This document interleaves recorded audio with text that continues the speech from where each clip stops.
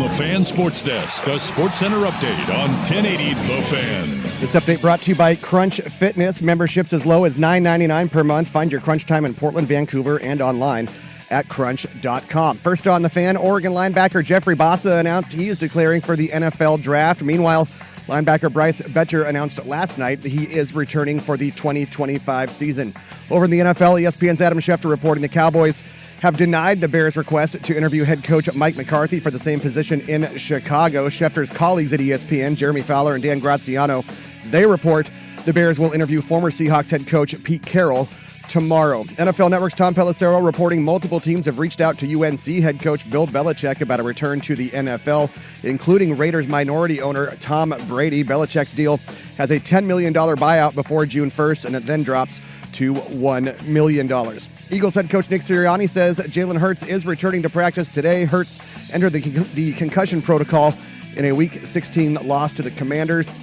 Over in the association, the Trailblazers 1-2 on their current 5-game trip, stopping in New Orleans tonight to face the Pelicans. Jeremy Grant, Matisse Thybulle both out. Donovan Clingan, Denny Avdia are game-time decisions. No Zion Williamson for the Pelicans. 5 o'clock tip on K2 2.2 and Xfinity Channel 302. The Blazers are 1.5-point dogs. More sports scores and stories in 30 minutes. I'm Jeff Rust at the Fan Sports Desk. Listen live or on demand on the Odyssey app, the Fan's desktop player, or tell your smart speaker to play 1080 The Fan. Got a smart speaker? It's The Fan in your office and every room of your home. Tell your smart speaker to play 1080 The Fan. Warm up the grill, grab a beverage, and paint your face. What is that? I painted my face. You painted your face? Yeah. This is Danny and Dusty on Wild Card Week. Injured? Don't trust just anyone to something so personal. Call George McCoy at Warren Allen. Online at warrenallen.com. Danny and Dusty on 1080 Why? Well, you know, support the team. The Fan. Good afternoon! Hey, welcome in. Happy Wednesday. How we all doing today? God, this is very regal. I feel like I should be riding a horse when this music is playing. It does feel very like 1990s Paramount Picture-esque. Yeah. Or walking into Cape, like the old British Bulldog, Davy Boy Smith. Yeah. I feel something should be happening. It's a montage scene in Indiana Jones for sure. Yeah. You know. Okay. Reminds me, watched a movie last night, which I don't even remember coming out, but it was okay. Got some good cheap laughs out of it. Okay, what are we watching? Love Story with Sandra Bullock, Channing Tatum, Daniel Radcliffe, Oh, yeah, Brad Pitt. In the premise of it, I was like, I don't know. It got some pretty good cheap laughs in it. Yeah, where no, like it does. Sandra Bullock is like a romance novelist, And they make it up like she's, dumb and ugly, and it's no, they don't. No, they don't. No, I'm sorry. No. The Channing Tatum character is he's not ugly. He's dumb. He's very dumb, Yeah. and he's like the Fabio model for Yeah. her love novels. It was cheap. Got some good cheap laughs. There's one scene where I absolutely laughed, and it was really funny. Mhm. So I'd never even heard of it. Apparently, it came out in 2022. Yeah, wife and I both got sick at the same time Yeah. and watched that, or it Yeah. might have been hip surgery time. It was one or the other. It was Yeah. one of those times He's on Netflix. It was okay. I had a long period of time, so we were running out of stuff to watch. Yeah. And I was like, all right, you think Channing Tatum's hot? I think Sandra Bullock's hot. Let's watch this. Okay. How old do you think Sandra Bullock is? She's like 50. 52? Guess. I'm going to go with 55. Sandra Bullock is 60 years old. Good for her. Yeah. She's up there with like Aniston and Barry for going to be like one of the hottest olds of all time. Yeah. Because she hasn't aged. Yeah, we went and we Googled both her and Channing Tatum because I thought she was around 50. My wife was like, no, I bet she's older than that. And she goes, well, she's way older than Channing Tatum. I go, I bet you that gap isn't as big as you think. Channing Tatum, He's 46, isn't he? 44 years 44, old. yeah. Yeah, he's 44. Yeah. So it's not like I would have had him pegged closer, like down to maybe 40. yeah, but, yeah. he's the mid 40s. Yeah. Yeah. Yeah, that was a surprise. It was a surprise to both of us there. But Sandra Bullock, 60 years old. But then I was like, wait a minute. You also have to remember that Speed came out like 30 years ago. So, And she wasn't like I think I was in college when that came out. Yeah, the math is mathing on all of Yes. this, and now it makes sense that Sandra Bullock is 60 years old. Yeah, she was like probably what 28 then. Yeah. And she may be the lesser of the successful siblings in her family. Have you seen what her sister is? Her sister is like a lawyer, a philanthropist. Philanderer. Philanthropist. Oh my gosh, I did it again. Philanthropist. Yeah. Oh my gosh. And a pastry chef. It was a weird one to throw in at the end, but Right. apparently she's a Okay. pastry chef too. All right. Yeah, she does a lot of things. And a writer. I was like, what is going on here? Trying to make up for the fact your older sister is some mega superstar? Worth Maybe. tens of millions of dollars. Yeah. Yeah. Have you ever delved into the road of baking? I don't know I what know you it's a mean random- by that. no, Like, like- I did a have lot I of baking in college. No. not being baked, Jeff? In college. Yes, in college. Yeah. I mean, I took a couple gourmet foods classes. I've baked. Yeah. But have you ever like had the allured like want to bake? It's becoming like more No. socially acceptable for men to do it. No. Do you understand what I'm saying? Like, I know what you're I say this saying, because but- I'm tangential to this because my wife watches all the No. baking shows, and so by nature I watch Yeah. all of the baking shows. Like Okay. I don't get too big and heavy deep into it, but I'll make a batch of cookies here and there. See, I Yeah, don't. I mean, I don't. Oh, really? Yeah, I like. Oh, I yeah, cook. I can do that. I cook a lot. Yeah. I cook for my wife and I. I'm the cook in the house. I don't bake Okay. at all. Like I have zero experience doing it. No. Yeah, I can bake. I want to. Like it looks cool. It's easier than people make it out. You just Yeah. follow the directions. Like it's not baking is not a little bit of this, a little bit of that. It's literally a science. Yeah, you got to stick with the measurements. Yeah, you follow the directions and you're gonna be fine. That's baking. Anywhoosies, I got distracted by Love Story. Where I was going with that in my brain. I can't. By the way, I'm on IMDb and Yeah. I can't find a trace of that movie anywhere. I've been searching by the name of the movie. I've searched Sandy Bullock. I've searched Channing Tatum. Yeah. I'm now on to Brad Pitt. Brad Pitt. It's The Lost City. Oh, it's The Lost City, Yeah. not The Love Story. Yeah, The Lost City. Okay, yes, That's I it. had seen that one. That's it, not The Love Story. Yes. Don't even know what movie I'm talking about. There we go. Love Story. The Well, that Lost was like a City. Ryan O'Neal and No and- idea. Yeah. No idea. That's how checked in I was on the movie selection. But it was actually kind of funny. It's got a 79% Rotten Tomatoes, and it made 200 million in the box office. That made $200 million. 193. It was because now that I remember it, I have seen that because Yeah. now that we know the correct name of it. Yes. My bad. But it was an entertaining flick. Yeah, it was entertaining. Yeah. I'm not going to call it like a good movie or Now- anything, but it was entertaining. Now, since I know you guys have both seen this, I don't want to give any spoilers here. The motorcycle scene is hilarious. Yes. That was the one where I legitimately was, Oh, God! was laughing. We didn't do that. we didn't do that, right?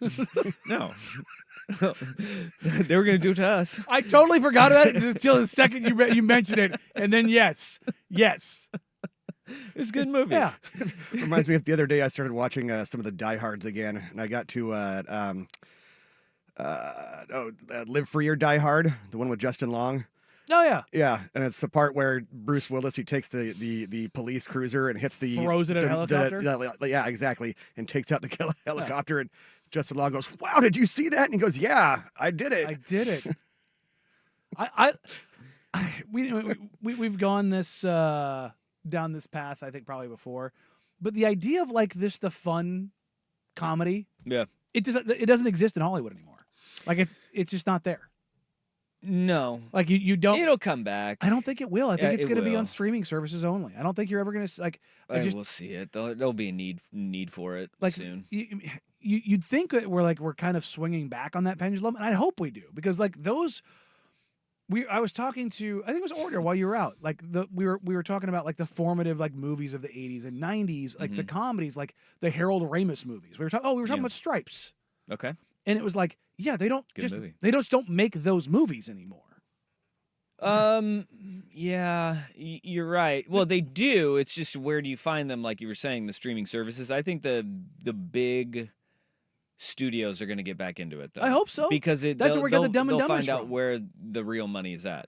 Like you can't get so many of these big artsy fartsy movies are just coming out and bombing. Yeah, well, yeah. Put those on the streaming services. Bombing. Like what was the Ralph Fiennes one? Metro something or Metroplex? No, God. Like it Something wasn't like- Metropolis, was it? See, I'm not going to be good on this. I watched a movie last night and did not know the name of it. It's fair. With big Hollywood stars. Didn't know. Yep. And I liked it. I enjoyed it. Love Story with Sandy Bullock. Yeah. Oh, no. Nope. Lost City. Close enough. Oh man. Yep. That wasn't it. That wasn't it. Now I remember it. Yeah, I'm going to be of no help on this one. No help. God, I can't remember. No help. God, it's really bothering me. Like it was like this big thing. Yeah. Well, Was those it movies are Ralph Fiennes? terrible, so I never watched them. But and that's where Hollywood get lost in the weeds for a few years, and then they always come back. They and smell their own farts. There's a big push to get. Oh yeah, what do people actually like? Oh, okay. The big one is, I think we're in the era where they're just trying to remake old great movies, and I remember there was this. They went through this like in the late 80s, early 90s too, where they started to try to remake the movies from like the 50s and the 60s. And they were like, oh crap, we need to get original again.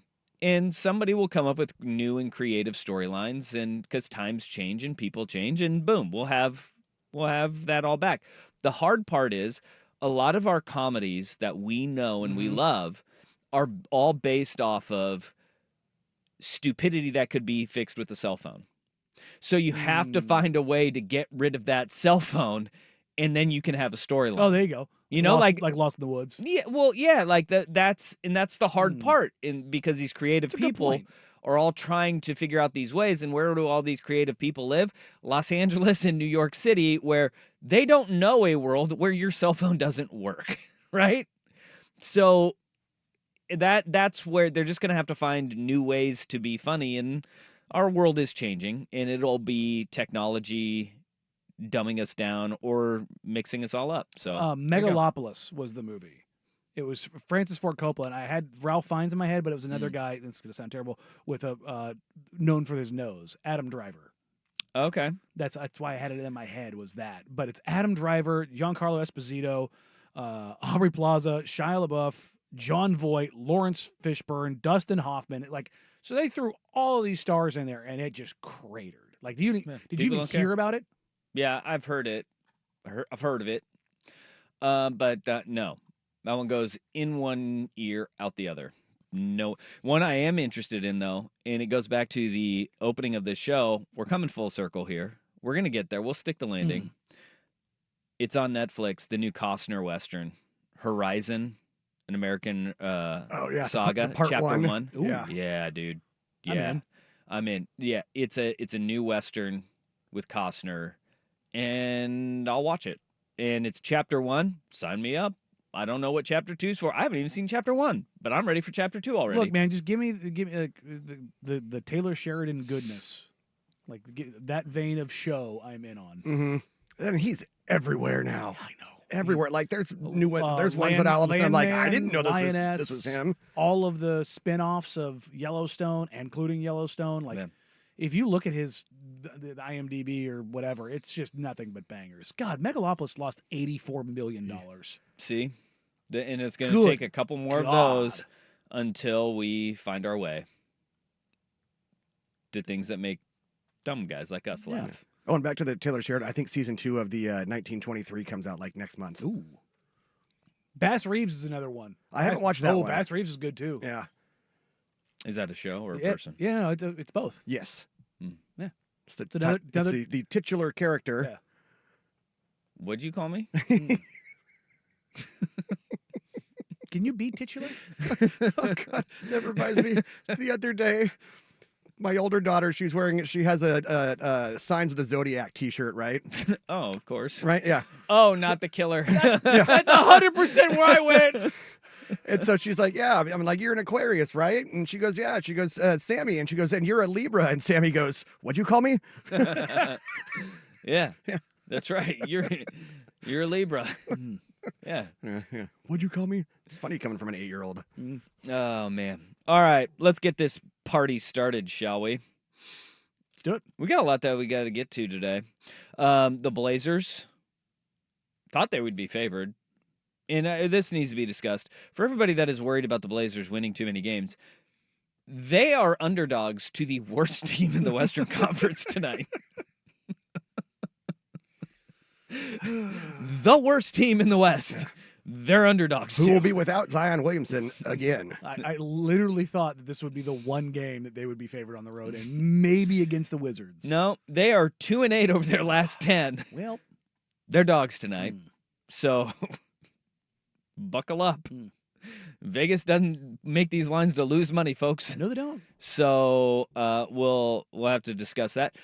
Something that I find interesting: the Beastquake turns 14 today. God, that's insane. Right.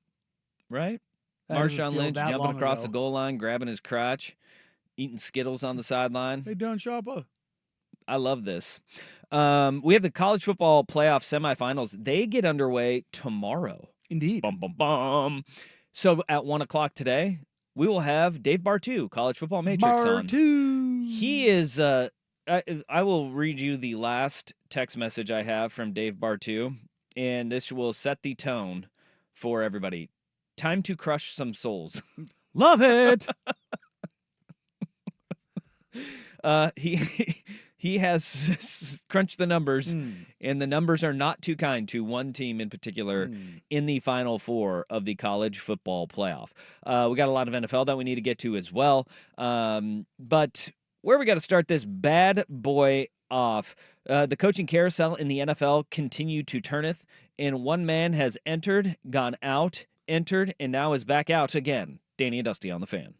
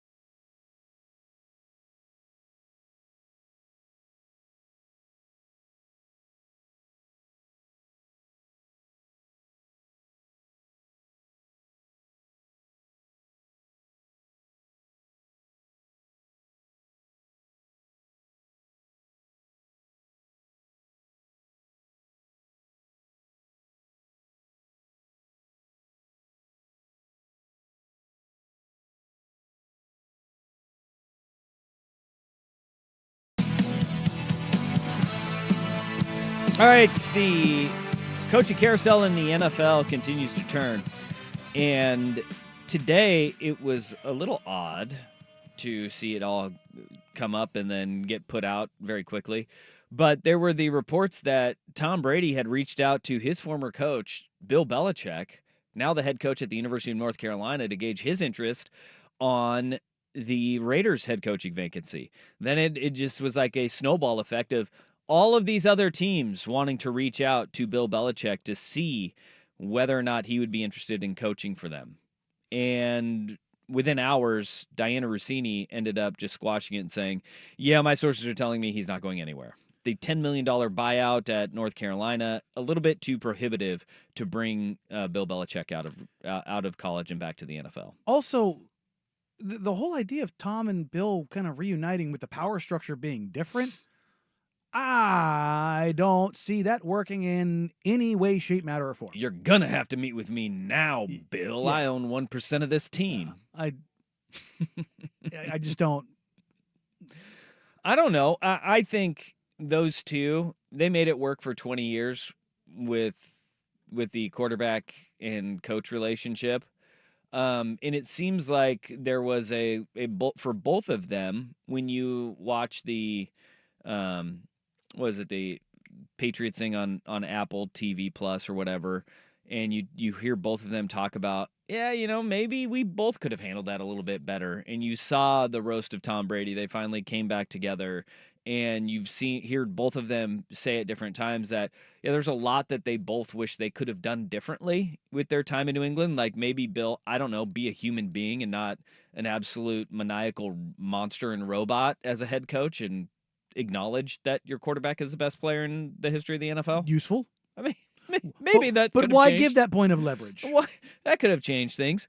But Belichick is going to be staying. Now, with the way that North Carolina built that contract, really smart on their part, is that they said they knew where the coaching carousel in the NFL was going to be going. June 1, his buyout drops from $10 million to $1 million. That's a pretty big drop, from $10 million to $1 million. But they knew when the coaching And searches it's were June gonna be. 1, because that'd be way too late. That's after the draft. Yeah. That's after every coaching vacancy is filled. So that takes him out of this cycle. And look, he's not getting younger. Bill Belichick is done in the NFL. Yeah. I think that's what it is telling all of us. But if you're going to, it's going to hurt, and we're going to get something out of this. Yeah, we're going to get a little NIL bump for us here for Stevie Belichick when he takes over the team. But Bill Belichick is out of head coaching jobs. What I think is now interesting is how sad the Bears coaching search is getting. And they actually may have done something that is brilliant. But to the sad part first. They are interviewing Giants offensive coordinator, because that offense was so good, Mike Kafka. And But why? they are also interviewing Cardinals offensive coordinator Drew Petzing. But why? Good question. It's Petzing's first interview as an OC. Mm-hmm. And Petzing is a guy that is very highly regarded as Sure. being, football smart guy. And I think one thing that we may be all recognizing and seeing is that the shame that Cliff Kingsbury was getting for their offense declining in the second half of the season, especially the last month of the season, may not have just been his play calling. It might have been their quarterback in Kyler Murray. Might have been the guy that doesn't give a crap. Because you saw it this year, too, with Petzing. And remember at the beginning of the year, the conversation of Petzing and Kyler Murray as in regards to Marvin Harrison Jr. not getting enough attention, not getting enough looks, and Petzing protected his quarterback at the beginning of the year, was like, yeah, look, the ball is supposed to go to who's open, and it goes through the progressions, but you got to get through all of your progressions. They didn't get the ball to Marvin Harrison Jr. nearly enough. No, and I mean, with Kyler Murray, a joke, but those Call of Duty midseason updates, they hit. Dang, bro. Look, They do tend to drop in November, right before Black Friday and right before the holidays. I'm joking, but I'm also dead serious. Like, they put that into his contract for a reason. They put it into his contract for a reason, guys. And it wasn't just because to be petty. It's because he's immature. Yeah. Like, it is what it is. And when you see it, like, it's not a shame on you, shame on me. It's a no, dude, just look at the history of the guy. You know, it's not that guys can't grow up. It's not that they can't figure it out. It's just that they likely don't. Yeah. Like Baker Mayfield is, everybody's like, well, who's the next Baker who matures and figures it out? It's like, yeah, you're pointing to Baker because there's 25 other guys that are dumb talented that didn't ever figure it out. Mm-hmm. And that's the thing. It's like, and we always like, it's the safest thing to do because nobody ever wants to blame the players.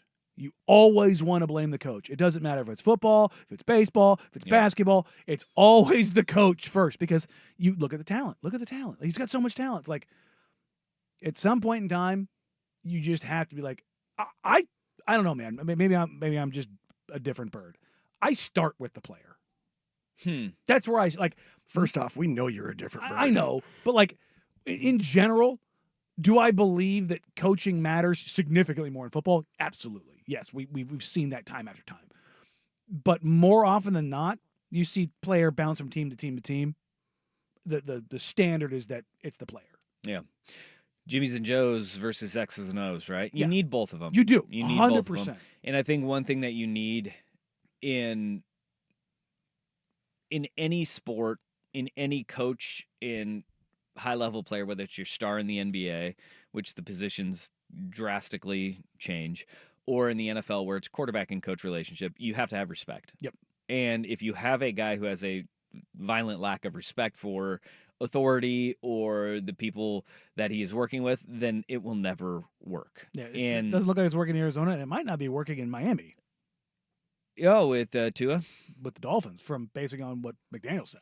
Yeah, but as it pertains to the head coaching search and Drew Petzig now getting an interview with the Bears, he's really highly regarded. And it may not be, he's a bad play caller. It may just be an indictment on Kyler Murray. But also, I think it tells you how far down the list the Bears have gone, because it was Ben Johnson immediately, right? It was like, this may be the best job out there. Nobody is talking about the Bears job anymore as the best job available.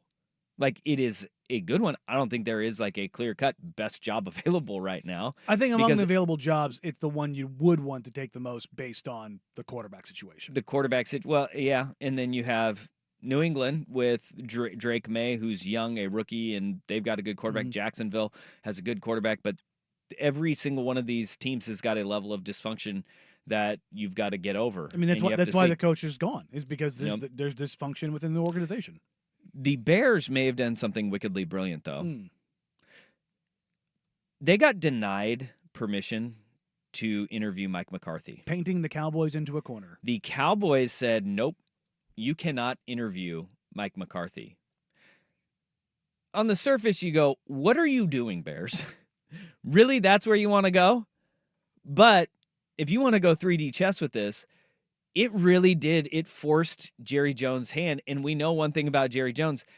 He is wickedly loyal, and this makes him feel smart for hiring McCarthy in the first place. Somebody else wants him. And now he's going to be like, no, you can't have him. He's mine. Mm-hmm. See Ezekiel Elliott's contract, right? This is quite literally what you do with your kids. It's like when you tell them the vegetables, these are good. I would love this to be eventually the person who actually submitted the request to interview Mike McCarthy was Mike McCarthy's agent. Yes. And it was like it's not even an email, it's a letter. It's like, from the Bears. It's like written like a child.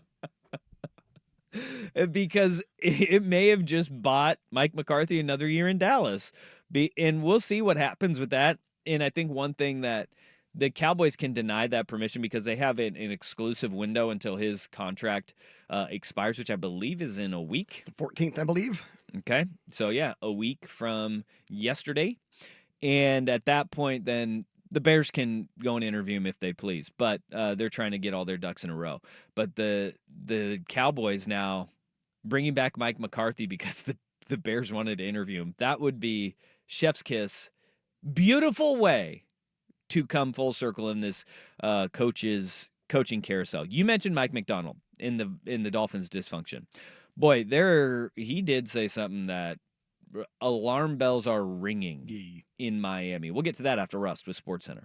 This is a Wild Card Week edition of Danny and Dusty. Brought to you by George McCoy at WarrenAllen.com. Now, Now, from the Fan Sports Desk, a Sports Center update on 1080 The Fan. This update brought to you by Big's Chicken. Try their smoked and fried wings, tossed with a perfect dry rub and served with a trio of killer sauces.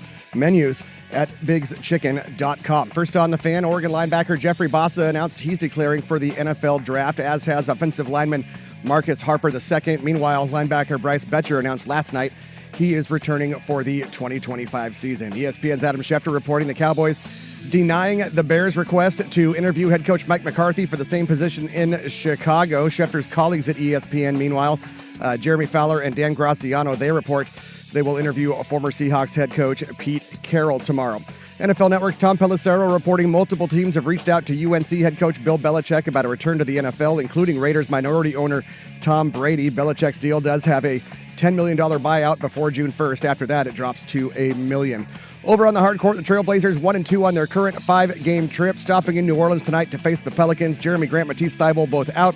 Donovan Clingan and Denny Avdia are game-time decisions. No Zion Williamson for the Pelicans. 5 o'clock tip on K2 2.2 and Xfinity Channel 302. The Blazers are 1.5-point underdogs. And ESPN's Shams Charania reporting Magic forward Paolo Banchero could return in one of Orlando's back-to-back home games tomorrow or Friday. He's been out since October 30th with a torn oblique. Banchero was averaging 29 points, 8.8 boards, and 5.6 assists through the first 5 games. More sports scores and stories in 30 minutes. I'm Jeff Rust at the Fan Sports Desk. Listen live or on demand on the Odyssey app, the Fan's desktop player, or tell your smart speaker to play 1080 The Fan. Jump back to earlier parts of your favorite fan shows on the Odyssey app. The only way to rewind Portland's sports leader, 1080 The Fan.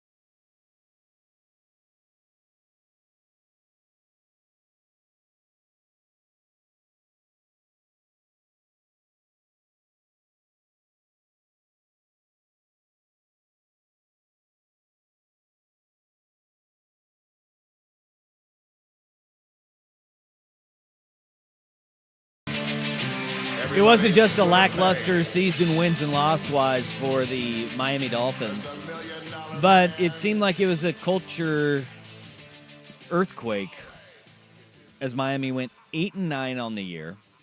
Tua gets hurt, gets another concussion again. He misses a stretch of the season. The wheels fall off.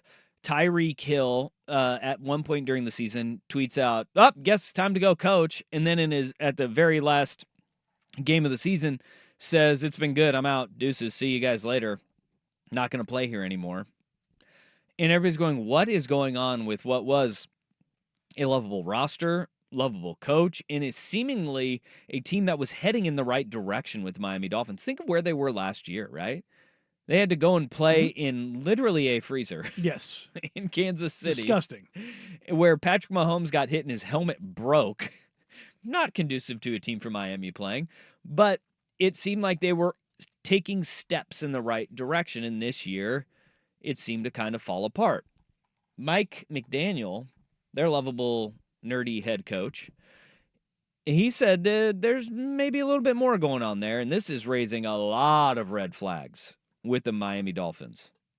I can find people till they're blue in the face. I can take their money. I can yell at them.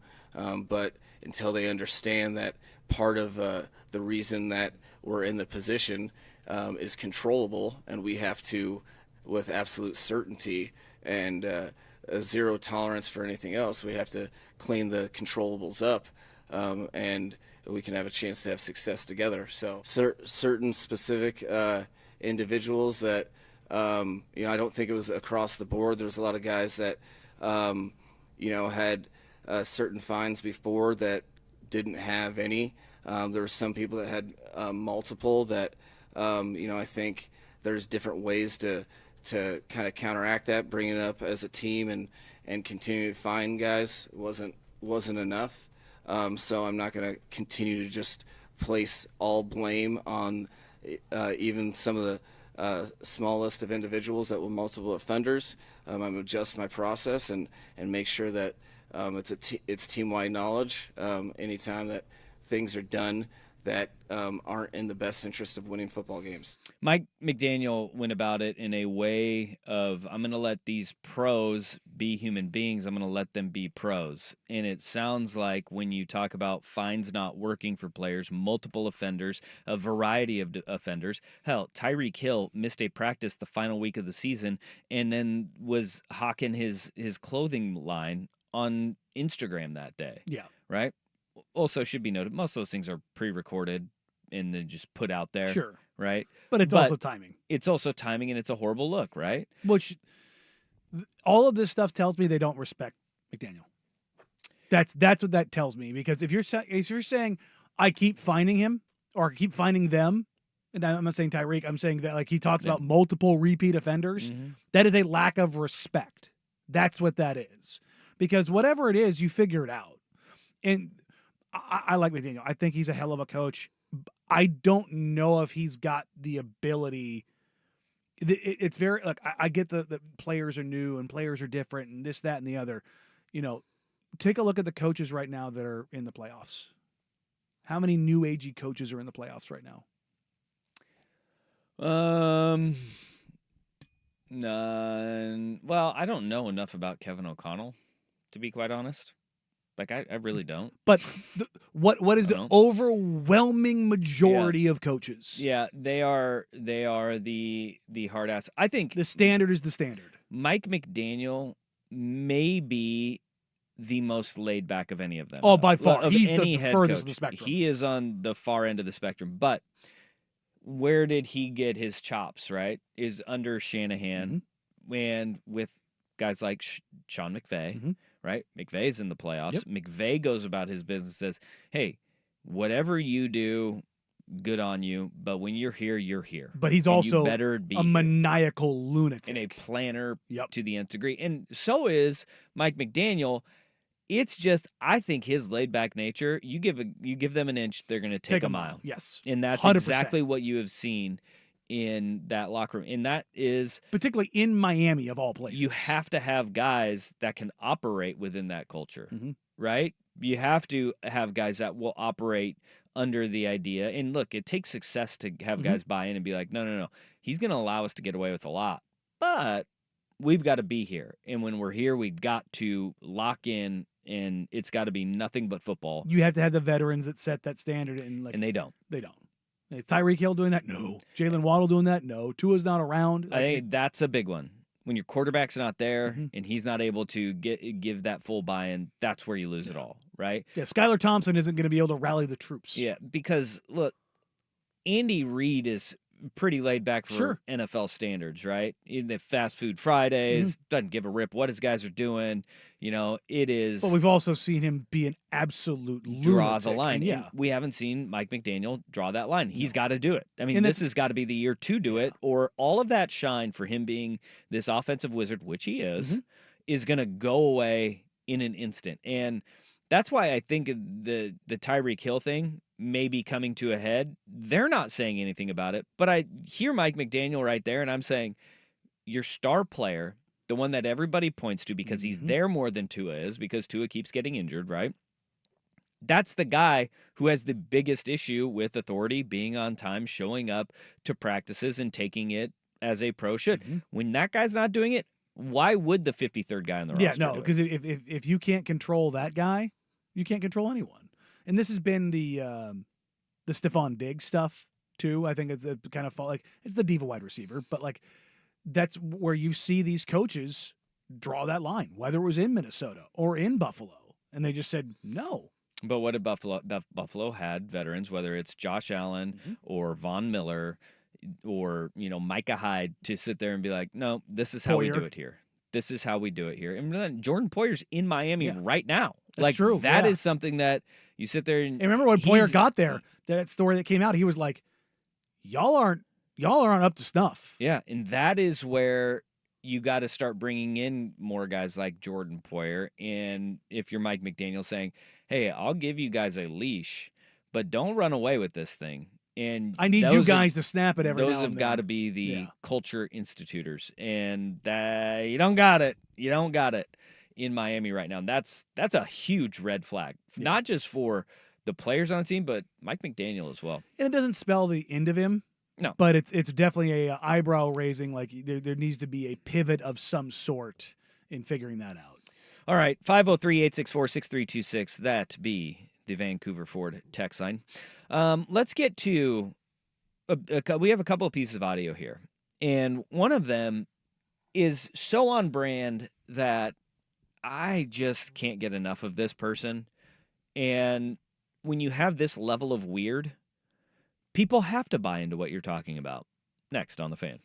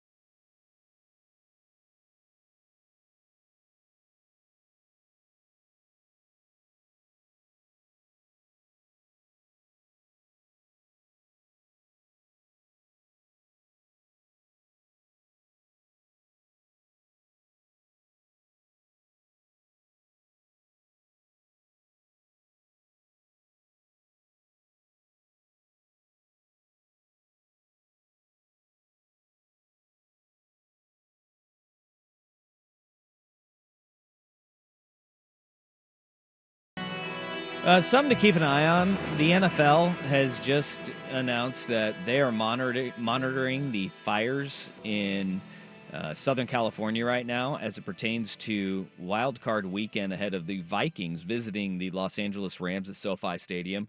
If you haven't seen or heard of the fires that are going on, it is crushing to see what is happening. Homes, businesses, acres of land, the Rose Bowl area was evacuated today because of the fires that are going on. Like historic businesses along the 101 have gone up in flames. Super sad to see what's going on. It only seems like the million and billionaires' homes that are going up are the ones that are getting attention. But this fire is It's already 1,000 fires. already 1,000 homes are gone. Yeah, That's not it's crazy. That's not touched by fire, because I want to say that the number is like 10,000 has been touched, but like lost, it's over 1,000 buildings now. Hot dang. It's the most destructive fire in the history of Los Angeles. So tonight's Los Angeles Kings game has been postponed. Mm-hmm. Tomorrow, the Lakers-Hornets game is in jeopardy. Clippers are not at home, so they over the next couple of days. So nothing to keep an eye on there. But as it pertains to the sports world, Vikings-Rams, I don't know what they would do in the event that the fires. I don't know. Do you move it to Vegas? I mean, it's technically Talk about losing your home field advantage. It's what do they call it? It's technically an outdoor stadium. It just has the awning. Yep. And it has less to do with the, not necessarily danger of like the actual fire, but it's the smoke. Yep. Like, if you've ever flown into LA, ladies and gentlemen, it doesn't go anywhere. Yeah. Especially after these winds die down, which please God die down, because that's crazy. the problem, is that you have gusts of 80 to 100 miles an hour that's pushing flames all over the city. I got buddies that played for Oregon back when they opened up the season in Houston against the University of Houston at what is now NRG Stadium. Mm-hmm. And that was right after Katrina, and the upper deck was filled with evacuees from Hurricane Katrina. And they were just saying, like, because the Astrodome, which is right next to NRG Stadium, was one of the evacuation sites. That was like, so they just brought them over to watch the game. They said it was the eeriest kind of weird feeling being in that game. But 70,000 people have been evacuated from Southern California right now. Yeah, and it's going to continue going because, it's, like you said, it's not just one fire. Yes, the Palisades one is the one that's really, really, really, really bad. And that's the one that everyone's worried about, because the only thing stopping it from going crazy is the concrete jungle. Yeah. Like that's it. And then you've got another one in Pasadena, just on the north side of the freeway, and then you have another one coming into LA right out of the Grapevine. So like literally all of Los Angeles is surrounded by fire on the north. And the Rams facility is just north of where the Palisades fires are. Yeah. So that's something to keep an eye on as you know. Did you see the bulldozers going down Sunset? No. They were running bulldozers down Sunset Boulevard because of all of the abandoned cars. The fire trucks could not get through. Man, that's crazy. Because the traffic was so bad. Like, people were just like, screw this. There's fire. We got to go. That's wild. Like that. It looked like something out of an apocalypse. That's crazy. It's just absolutely bonkers, man. Well, the other team in LA, the Chargers, they do not play this weekend in Los Angeles. They've got to take their show on the road to Houston, where they take on the Texans on Saturday. And Justin Herbert, former Oregon Duck, he's a quarterback for the Chargers. You ever heard of him? I have. Yeah. He talked about his head coach, Jim Harbaugh, in the moment that he knew. A little bit different. What was the first time, maybe during off-season workouts or something that Jim said, where you were like, this guy's definitely different? I think when he talked about remembering the day that he was born was probably the first day that he kind of told us the whole story and how he remembered looking out the window, and I think it was a cold, snowy day. And I really hope he does remember that. That'd be pretty cool.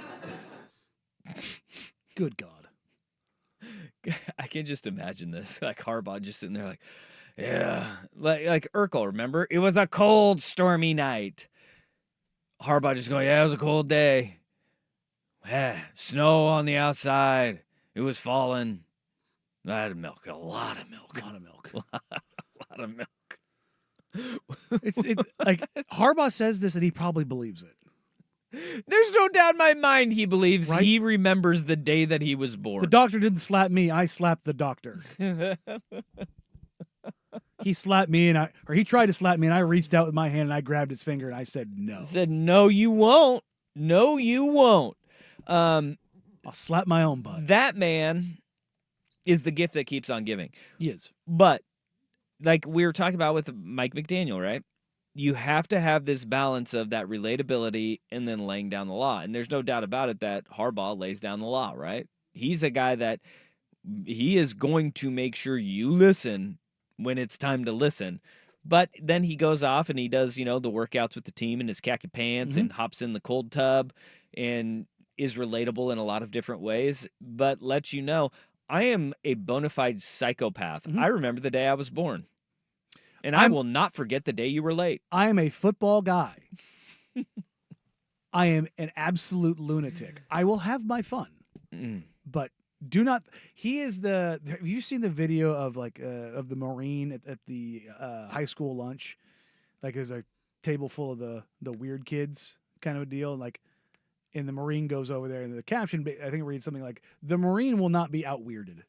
And the kids got a kid's coloring, like a coloring book, and the Marine literally just picks it up and bites the crayon and walks away, and the whole table is just like, "Oh my god!" Yeah, it's like, yeah. Look, there's no out freaking weirding any of the Harbaughs.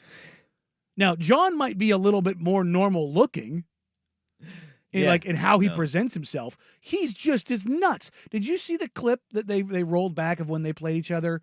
And Jim tried to get on the field during a TV timeout. He's like, no, he can't do that. He can't do that. He can't. It was just the most minute thing, and he's screaming at the ref, and the ref just looks like, John, go talk to your team. He's like, no. Oh, we can do that? No, I'm not going to let him do that. But it was just it's so ingrained with just how maniacal they are. I love it. I love it. This text, Harbaugh's a psychopath. My mother-in-law firmly believes she remembers being born and talks about seeing the light as she emerged. She's crazy AF. She should probably be a football coach in retrospect. I like it. Well, yeah. Maybe. I like it. I've seen Wildcats. Goldie Hawn coached that team up. Your mother-in-law could do it too. Just roll the ball. Is there anything in life that you would want to remember less than being born? No. Hard no. I'm going to go with dying. No. No, you don't remember that for long? Well, I mean, depends on how it goes. I mean, if you go peacefully, yeah, sure, that'd be great.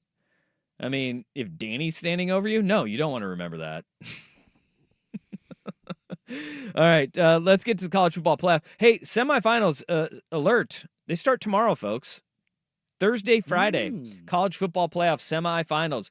It's time to crush some souls, as our next guest has told me via text. Dave Bartu, College Football Matrix, wants to tell you how one team is a complete outlier. Danny and Dusty on the Fan.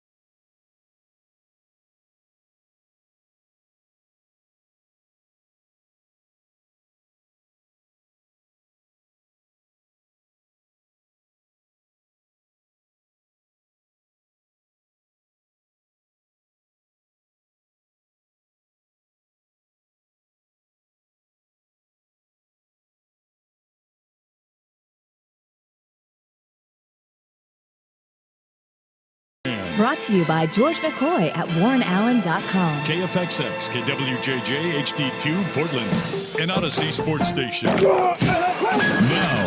Now, from the Fan Sports Desk, a Sports Center update on 1080 The Fan. Jeff Rust with your Sports Center update. First on The Fan, Oregon linebacker Jeffrey Bassa announced he is declaring for the NFL draft, as have offensive lineman Marcus Harper II and edge rusher Jordan Birch. Meanwhile, linebacker Bryce Betcher announced last night he is returning for the 2025 season. ESPN's Adam Schefter reporting the Cowboys denied the Bears' request to interview head coach Mike McCarthy for the same position in Chicago. Meanwhile, Jeremy Fowler and Dan Graziano, also of ESPN, report Chicago will interview former Seahawks head coach Pete Carroll tomorrow.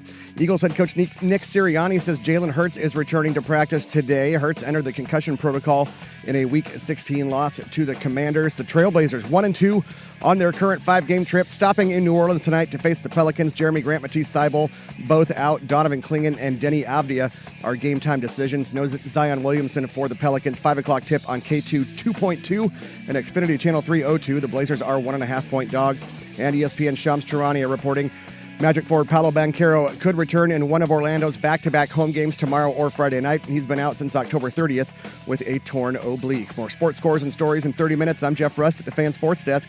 Listen live or on demand on the Odyssey app, the Fan's desktop player, or tell your smart speaker to play 1080 The Fan. The Fan Merch Locker has a new long-sleeve tee and hoodies in your favorite college colors. Get yours now at 1080thefan.com. We're getting you ready for pro football's postseason. Playoffs? Don't talk about playoffs. This is a wild card week edition of Danny and Dusty. Injured? Don't trust just anyone to something so personal. Call George McCoy at Warren Allen. Online at WarrenAllen.com. Danny and Dusty on 1080. You kidding me? Playoffs? The Fan. Hour number 2, Danny and Dusty with you on this Wednesday afternoon, a Wrestling Wednesday, which P1, Kevin, the Orange O guy, has notified us via social media. SmackDown is coming to Portland this Friday, and it's Wrestling Wednesday today. Hey. So we're 2 days away. But we are 1 day away from the college football playoff semifinals getting going, and the first game up is Notre Dame taking on Penn State in the Orange Bowl down in Miami Gardens, Florida. And to talk to us about this game and the Cotton Bowl featuring Ohio State and Texas is from the College Football Matrix, the Matrix himself, and the pride of Forest Grove, Dave Bartu. What's up, Bartu? Dude, you're bringing in Dave Downer right before some playoff games. I love it. Look, I love the fact that you sent me a text that just said, time to crush some souls about the college football playoff. Do love some soul crushing. Yeah, there is one team, and I've seen this. You've been very active on Twitter with this one team being a complete and utter outlier to everything the Matrix says builds a national champion. Which team standing is that? Because there are teams that have their flaws of the Final Four. Oh, there certainly are. There certainly are. And a lot of people call me kind of crazy for calling this team a Cinderella. Ooh. Right? And because they're a blue blood, right? I mean, look at the 4 teams we have. Everybody goes, oh, these are Cinderellas. But we're not Cinderellas, but blue bloods. But Penn State doesn't check any of the boxes of the last quarter century of national champions. Ooh. None of them. Not even on the defensive side of the football? No. This is what's amazing with this. So I've been on your show enough times. Everybody knows that college football is driven through recruiting. Yes. Right? Yes. I mean, your last 4 years of high school recruiting, you're going to win 70% of the football games. Period. Right? Doesn't matter what the spread is or anything. 70% of the games go to the better recruiter. So naturally, our national champions go to the better recruiters. And in the last 25 years, 24 actually, through 2004, there have only been 6 teams to even make the national championship game, win or lose, that were not top 10 recruiters. Just that's it, right? And almost all of them had the ones who were not top 10 recruiters, almost all of them had a first-round drafted quarterback. Mariota, Vic, Sean Watson, J.J. McCarthy, Okay. So when you look at Penn State, are they a top 10 recruiter? No. Instantly disregard them right at the beginning of the year, because there's only 2 teams that have made it and won it that were not top 10 recruiters. Watson with Clemson, McCarthy with Michigan. Now, the things that those teams had in common, including the 2 Oregon teams that made it, is they all ended the season. This is probably one of the most amazing numbers that I've seen running for 24 years now. But every national title winner of the last 24 years, without exception, has finished the regular season in the top 3 of expected point average on offense or defense. Really? Top 3, right?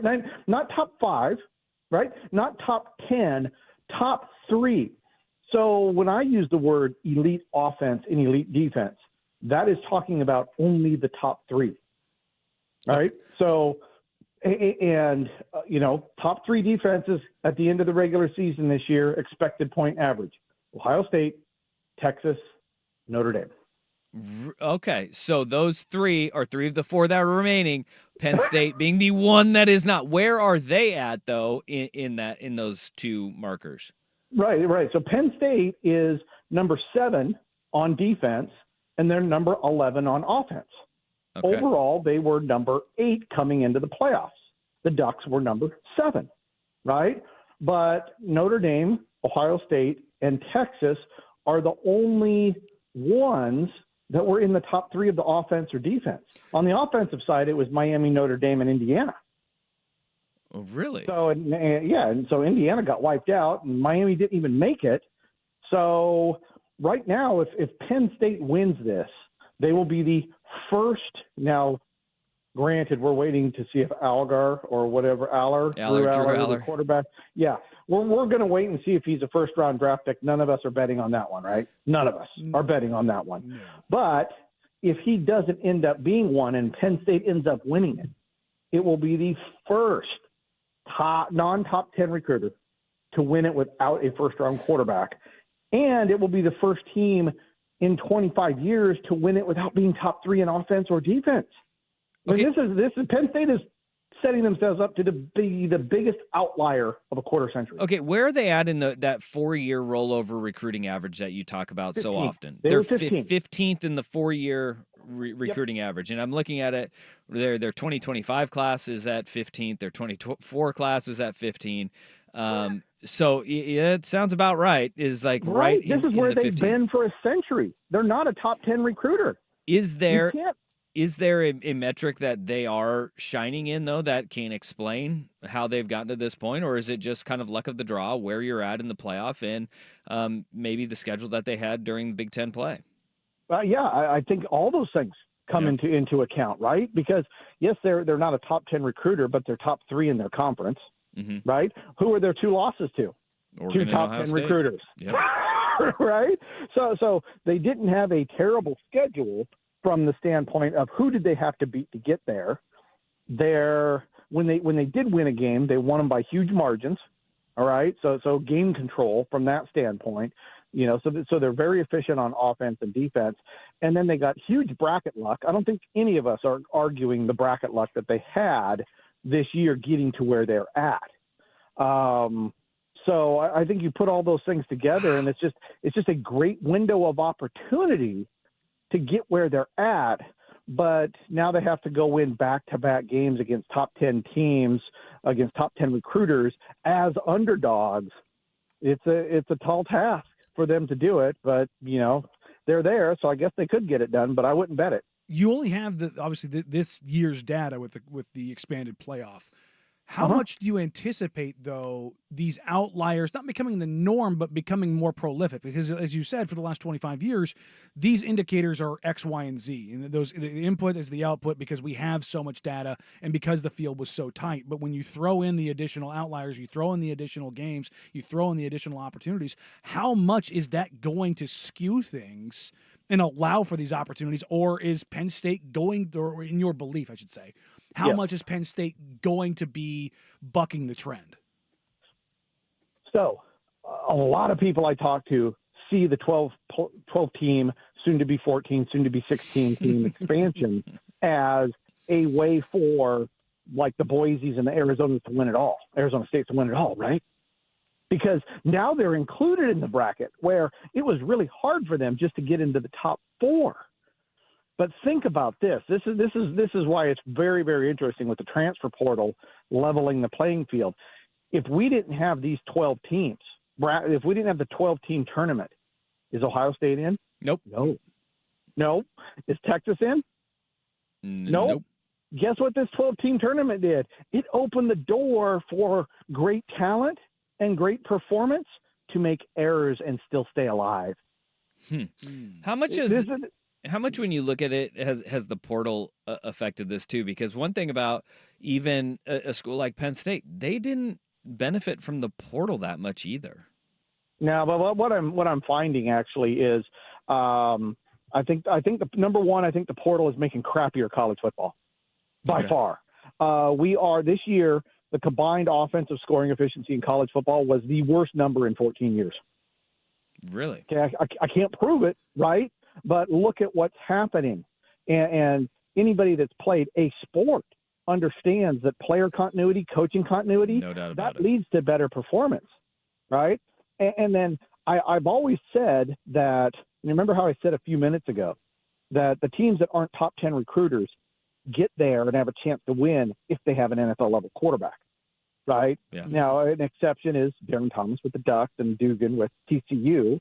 But I think it becomes even more difficult keeping that first-round grade quarterback on at your program if everybody can go after him now. So you're giving these great teams more of an opportunity. And to be an underdog, to try to win 4 games in a row in these brackets, I mean, the numbers are astounding how hard it would be to win 4 games in a row as a 7 to 10 point underdog. You know, we're talking 1 in 250, 1 in 500.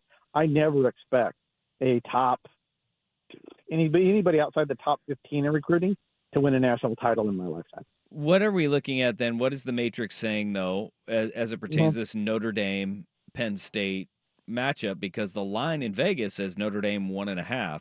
It seems like, you know, when we've watched these two teams play, they seem eerily similar, but the Matrix seems to be telling us Notre Dame far superior than Penn State based on those points expected offensive and defensively. What does the Matrix think of that Penn State Notre Dame matchup tomorrow?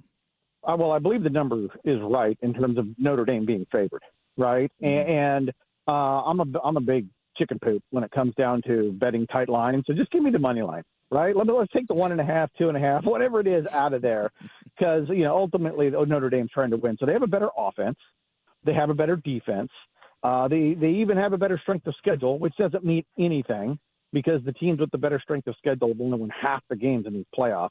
So anybody thinking strength of schedule matters can just chuck that right out of their brain. It's a dumb argument. Okay, I've long thought this, Dave. Sorry to cut you off. Strength of schedule is inherently biased. Am I wrong in saying that, because of the way that it is kind of mocked up in the way that some conferences manipulate the schedules and in how games are played? Well, there's a lot of things with strength of schedule that are an issue. One of them is just how much data do we have, right? I mean, these teams only play 3 non-conference games apiece. There's 134 of them. Mm-hmm. How do you measure schedules against one another when 75% of the games are set and in conference? You want a great strength of schedule? Start getting a Big 10, Big 12 matchup in September, right, where everybody plays everybody, SEC, ACC, Big 10, Big 12, all that stuff. Try to get these teams to play more. So I think the strength of schedules are difficult, if not impossible, to create a good one. And there's no correlation between the strength of schedule and winning and losing football games. There's none. You can if it's Dusty versus Danny and you give me the strength of schedule, I'd rather just flip a coin. It's easier. It's almost the same odds, right? It's almost the same odds. And look at these teams that we have right now. We have Texas, we have Notre Dame, we have Penn State, and we have Ohio State. Do you know how many top 25 wins those 4 teams had in the regular season? 4. 4? 4. The teams they beat, who all had stronger strength of schedule, had 13 top 25 wins, right? So if strength of schedule is so important, why didn't the teams with all the top 25 wins not get beat last weekend? Yeah, and we also see, top 25 wins are not all created equally, because you see the SEC is masterful at this, where the back end of the top 25 is made up with like a Vanderbilt or, a South, or at times previously South Carolina would back their way in, and then they lose one game and then they're back out of the top 25. But at the time, counted as a top 25 win, right? And that won't go away in your top 25 strength of schedule rankings. It always bothers me. That's something that has bothered me for a really long time. Hey, do you have time to stick around for us for one more segment? Because I want to dive into the Cotton Bowl with you. Yeah, absolutely. All right. Anything for you guys. Dave Bartu, College Football Matrix. He's crushing Penn State fan souls right there. They are a complete outlier. Notre Dame, though, that's a big boost, as if Notre Dame fans needed an ego boost at all. The big boost to the Notre Dame fan ego. We continue with Bartu next. Danny and Dusty on the Fan. Hello, sports fans.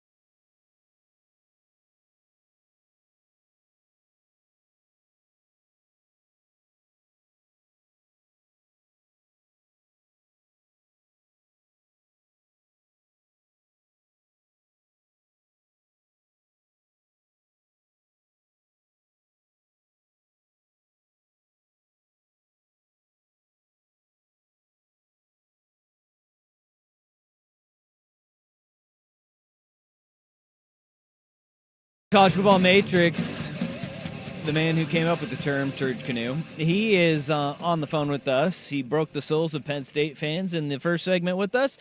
Now, I don't know if he can break a soul for Ohio State or Texas. The Cotton Bowl coming up on Friday is the other semifinal game down in Arlington, Texas. Bartu, we saw firsthand the buzzsaw that Ohio State was in the Rose Bowl, where they jumped out to a 34-0 lead on the Oregon Ducks before the Ducks even got on the board in the first half. Is this team as talented in the Matrix as it seems and appears to everybody with their eyes? Well, I mean, it was top 3 in recruiting, high school recruiting coming into the season, right? So there's a check box. They were top 25 in scoring efficiency last year. There was a check box. They have a 4-star plus defensive coordinator, box check. 4-star plus offensive coordinator. We all know how good Chip can be when he gets it going. Yep. And good Lord, I don't know about y'all, but it feels like he's got it going right now. Mm-hmm. And so as good as Texas has been, Texas is number 2 in total offensive plus defensive scoring efficiency. But they are still behind Ohio State. And after seeing what Ohio State has done to Tennessee and Oregon, good Lord, 2 top 10 teams like that, it's got to be bet Ohio State or bet nothing, wouldn't you? Yeah. I mean, who's taking Texas in the point? Seriously, with a straight face. Watching that Ohio State team front and center, that team is an absolute buzzsaw. Dave, you've highlighted the trends that have kind of stood out, whether it's in scoring, offense, defense, the expected points, everything that kind of comes along that. What feels like the talking points over the last couple weeks as it pertains to Ohio State is the coaching staff figuring it out. What is the difference in coaching expectation and coaching grades between the Texas staff and Ohio State staffs? Oh, let's go in reverse order. Both of them have excellent offense and defensive support staffs. Okay. Both teams have very good special teams coordinators. Jeff Banks at Texas, one of the top 5 in the country. Ohio State, bordering top 20. So special teams coaching, I'd give a slight edge to Texas. Defensive side of the ball, you have Jim Knowles of Ohio State, and you've got Pete Kwiatkowski at Texas. By the numbers, the better DC on the season and career, Texas. Ooh. Okay. Yeah, Pete was good. I mean, he was good at Washington for years. And Boise, and that guy could handle everything. He doesn't. You could go huge pace of play and throw 80, 90 plays at him. You could slow it down, David Shaw, and throw 60. He beat everything, and he had the best scoring efficiency defense by the numbers this year. Not far behind him, Jim Knowles at Ohio State. Okay, so they're 1-2 in defensive scoring efficiency, but from a career standpoint, if I was picking teams, building a staff, I'm taking Pete Kwiatkowski over Jim Knowles. Okay. On the offensive side, you got Steve Sarkisian, one of the best to call offensive plays in college football, top 5 coming into the season. And Chip Kelly's pretty darn good too, but he doesn't have the grade of Steve either. Now, on the season, the offense, though, has been better at Ohio State significantly. Okay. But where I think it all really breaks down, and I know this sounds nuts, right? Because people were talking about firing Ryan Day a little bit ago. But Ryan Day, he's lost to Michigan, but he hasn't lost games like Steve Sarkisian has. I think the big edge in this game, not only, you got your performance, obviously, you're favored by 6, but I'm never betting on Steve Sarkisian as a head coach to win it. His career hasn't told me that he knows how to win a big game. I mean, heck, did he even beat a top 25 team this year up until last weekend? No. Nope. No. He didn't. And he tried like hell to give that one away. Right? I mean, seriously, they're up 16. I text my data partner in Tulsa, because we've been working on this together forever on the data side. And I'm like, looks like this one is over. And he immediately replies, it's Sark. Never bet on Sark. And seriously, 3 minutes later, it's tied. And I see my phone buzz, and it's like, told you. Shut up. Nobody could have predicted that. But The point being is, I think the overall weakness in everything, two top 10 recruiters, the top 2 defenses, a top 5 and a top 15 offense. But I still think Steve Sarkisian is not that guy at head coach. I will not bet on him when there's better teams against him. You mentioned something about Ryan Day, and we had a text that came in that said, all 4 of these remaining coaches are historical underperformers. Can you ask Dave what the Matrix says about these coach effects? Ryan Day is an interesting one because the coach effect and what in the way the Matrix is laid out is you take things like recruiting and overperformance when you beat a team that is recruiting better than you are or has, more wins under the belt. What does the Matrix say about each one of these coaches? Because Marcus Freeman losing to Northern Illinois earlier this year.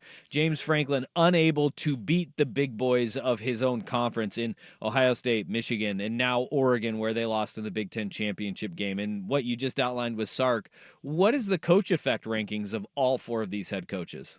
Well, if we were picking teams, right? If I'm going off of what I have on paper of the 4 guys remaining, I'm taking Ryan Day first. Mm-hmm.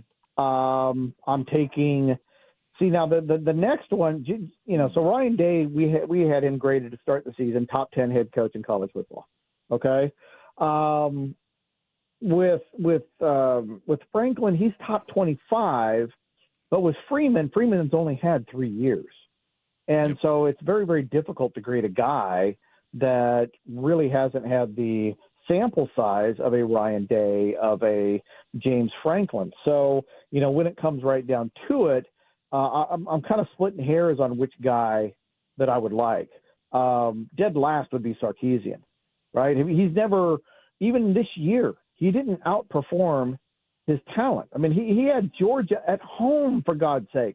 The one chance he had to pull an quote-unquote upset and beat a top 10 recruiter, he had Georgia at home and got humped, right? So of all the guys that I do not trust to get over on a single game, it would be Steve Sarkisian. I think Franklin and Freeman, I think if we sat down, if we were at McMinimum somewhere and we had a big old round table and we were all just talking about who it was, I bet you we'd come 50-50 on a bunch of P1s and us talking about it. But to me, the number one guy, and still there's trepidation with him because, again, he hasn't got over the hump. I think that's one of the cool things about these playoffs. Somebody's winning their first one. Somebody is getting over that proverbial hump, getting the monkey off their back. I'll bet on Ryan Day, number 1 out of that group. All right. And, this year it was obviously not Oregon's year. The way that they lost after being the number 1 team in the country, 13-0. How far off are they in the Matrix from being a national championship team? They're not. That's everybody. I see this. Oh, we got work to do. God, you were there, right? I mean, in March of last year, I outlined these 5 teams that were competing for a national title this year. The five that checked off all of the preseason performance boxes, right? Everybody that had a 4-star or better OC and DC, Oregon had it.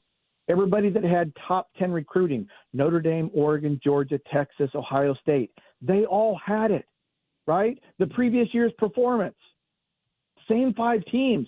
Oregon was one of the 5 national championship contenders coming into this season. They just couldn't figure out how to put together an elite offense or an elite defense.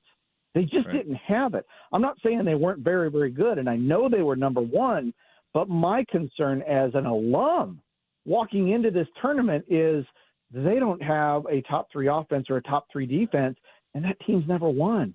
And so even though they had that number 1 rank and the number 1 seed, it didn't feel like this was going to be their year. I think for Oregon, they just got to keep recruiting, keep plugging away, and hopefully things click where come December 1st, they're top 3 in 1, if not both of those categories. Now they are a serious national contender. But outside of that, coaching-wise, player-wise, they're already there right now. It just wasn't their year. Bartu, always appreciate the time, man. Thank you so much for hopping on with us, and we'll definitely do it again before the national championship game. Anytime, boys. Thank you. There he is, Dave Bartu, College Football Matrix. Time for our worst day on the web, and this one, it's an interesting thought. I saw this one. It's sports related. It's a little dark. Great. I Great. mean, when you're saying this, Yeah. fantastic. Can't wait. We'll get Can't to that. wait. We'll get to that first. It's a Big Kahuna Sports Center update. You mind if I have some of your tasty beverage to wash this down? This is a Wild Card Week edition of Danny and Dusty. Brought to you by George McCoy at WarrenAllen.com. Now, from the Fan Sports Desk, a Sports Center update on 1080 The Fan. This update brought to you by Langen Farms Golf Club. Good or bad weather, the golf course is always the driest around. Download the Langen Farms app today to get all the latest news and specials. First on The Fan, Oregon linebacker Jeffrey Bassa announced he's declaring for the NFL draft. Joining him are offensive lineman Marcus Harper II and edge rusher Jordan Birch. Meanwhile, linebacker Bryce Betcher announced last night he is returning to Oregon for the 2025 season. ESPN's Jeremy Fowler and Dan Graziano report the Bears will interview former Seahawks head coach Pete Carroll tomorrow. Eagles head coach Nick Sirianni says Jalen Hurts is returning to practice today. Hurts entered the concussion protocol in a Week 16 loss to the Commanders. Lions offensive coordinator Ben Johnson scheduled to interview with the Raiders and Patriots on Friday, and then the Bears and Jaguars on Saturday. Over in the association, the Trailblazers 1-2 on their current 5-game trip, stopping in New Orleans tonight to face the Pelicans. No Jeremy Grant or Matisse Seibel. Donovan Clingan and Denny Avdia are game-time decisions, and no Zion Williamson for the Pelicans. It's a 5 o'clock tip on K2 2.2 and Xfinity Channel 302. The Blazers are 1.5-point dogs. And ESPN Shams Charania reporting Magic forward Paolo Banchero could return in one of Orlando's back-to-back home games tomorrow or Friday. He's been out since October 30th with a torn oblique. He started off the season super hot in the first 5 games, 29 points, 8.8 boards, and 5.6 assists. More sports scores and stories in 30 minutes. I'm Jeff Rust at the Fan Sports Desk. Listen live or on demand on the Odyssey app, the Fan's desktop player, or tell your smart speaker to play 1080 The Fan. The Hot Corner, now in its new time. Tuesdays at 7 after Isaac and Sue on Portland's sports leader, 1080 The Fan. For more than 50 years, PG Long has been the Pacific Northwest's premier choice for floor covering, cleaning, and restoration. Prompt service, superior product knowledge, and quality materials are the foundation of all their customer relationships. Whether you're turning rental properties, flipping houses, or working on new construction projects, having partners you can trust makes all the difference. Before you take another step, call PG Long for a bid to experience the difference. PG Long, your Northwest flooring experts. Online at pglongllc.com. My name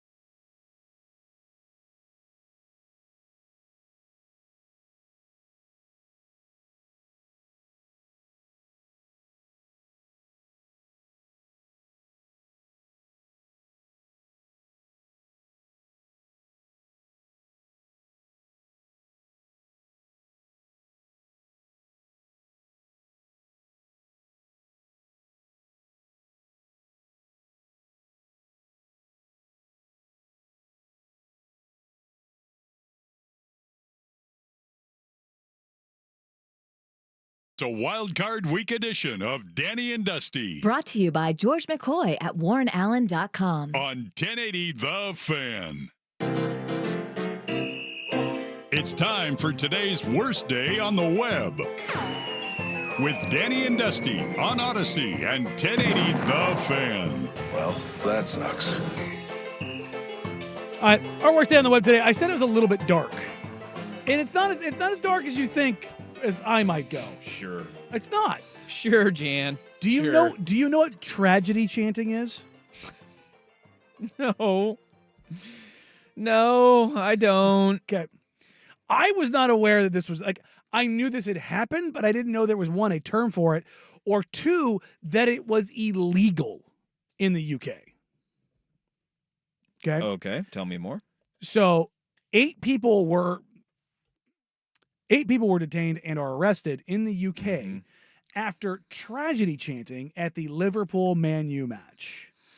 Are you aware of the 1989 disaster at Liverpool? I believe they highlighted it in the Wrexham doc. Was that stadium collapse? The 97 gates? people. Yeah, died. Charging the gates to try to get in. Yeah, I remember that. Okay, well, I don't remember it. Yeah, but yeah, you're I'm aware of of the incident. Mm-hmm. Well, apparently, a 28-year-old from Tennessee. The reason this popped up is because an American man got arrested because he was at the game. But there is, I know my rights. Yeah. Well, don't have them here, you bud. Don't have any in the UK. That's why we did the thing with the T, guys. Okay. Under Section 5 of the Public Order Act, which relates to tragedy chanting, a 28-year-old man from Tennessee was arrested. Okay. So the 1989 Hillsborough disaster, which led to the death of 97 Liverpool fans. And there was a chant that came up that was targeting that. United fans have also been cited for this in the past in the 1958 Munich air disaster, in which 8 of Sir Matt Busby's team lost their lives. So I don't know what that is either. Players that died in a plane crash? Yeah. All right. So this is the line from the chief inspector. Football fans who chant about tragedies cause huge distress to those families and people directly affected. The tragic loss of life is not a subject for tribal point scoring, and this behavior has absolutely no place in football, regardless of team affiliation. We'll continue to work with clubs to take action to identify and bring any perpetrators to justice. As bad as this is should this be a jailable offense? No, but we're Americans, so. But I mean, I guarantee you that guy's like, the EPL could never hang in the SEC. Tell you that much right now. But that's kind of what I thought. I immediately went, "Oh, this guy's from Tennessee. Goes to SEC games." There's things that are said that are so much worse. It does not make it right. What happens in the SEC? No. But this is why. This is why when people say, "I know my rights" over stupid stuff, it's like, come on, man. Because you can actually go to jail in another country. And nobody's trying to put you. Nobody's trying to put you in jail. They're just trying to tell you to shut up and be a respectable human being. You know, like that's usually what would happen here in America. We'd be like, all right, we'll just plaster your face and your name all over the internet and say how deplorable you are for making light and getting humor in the tragedy that happened where 97 people died. Right there, they'll send you to jail. And we do our shaming publicly here. Mm-hmm. So, I don't know. Which one's worse?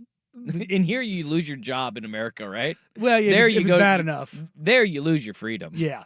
And this is why, tangential point of every time, I don't care what your political affiliation is. No. In this country, we have more inalienable rights than anywhere else in the world. Yeah. It is without a fact. Mm-hmm. Or excuse me, it is without a doubt, it is a fact. Without a fact. Good Lord, just made that one up.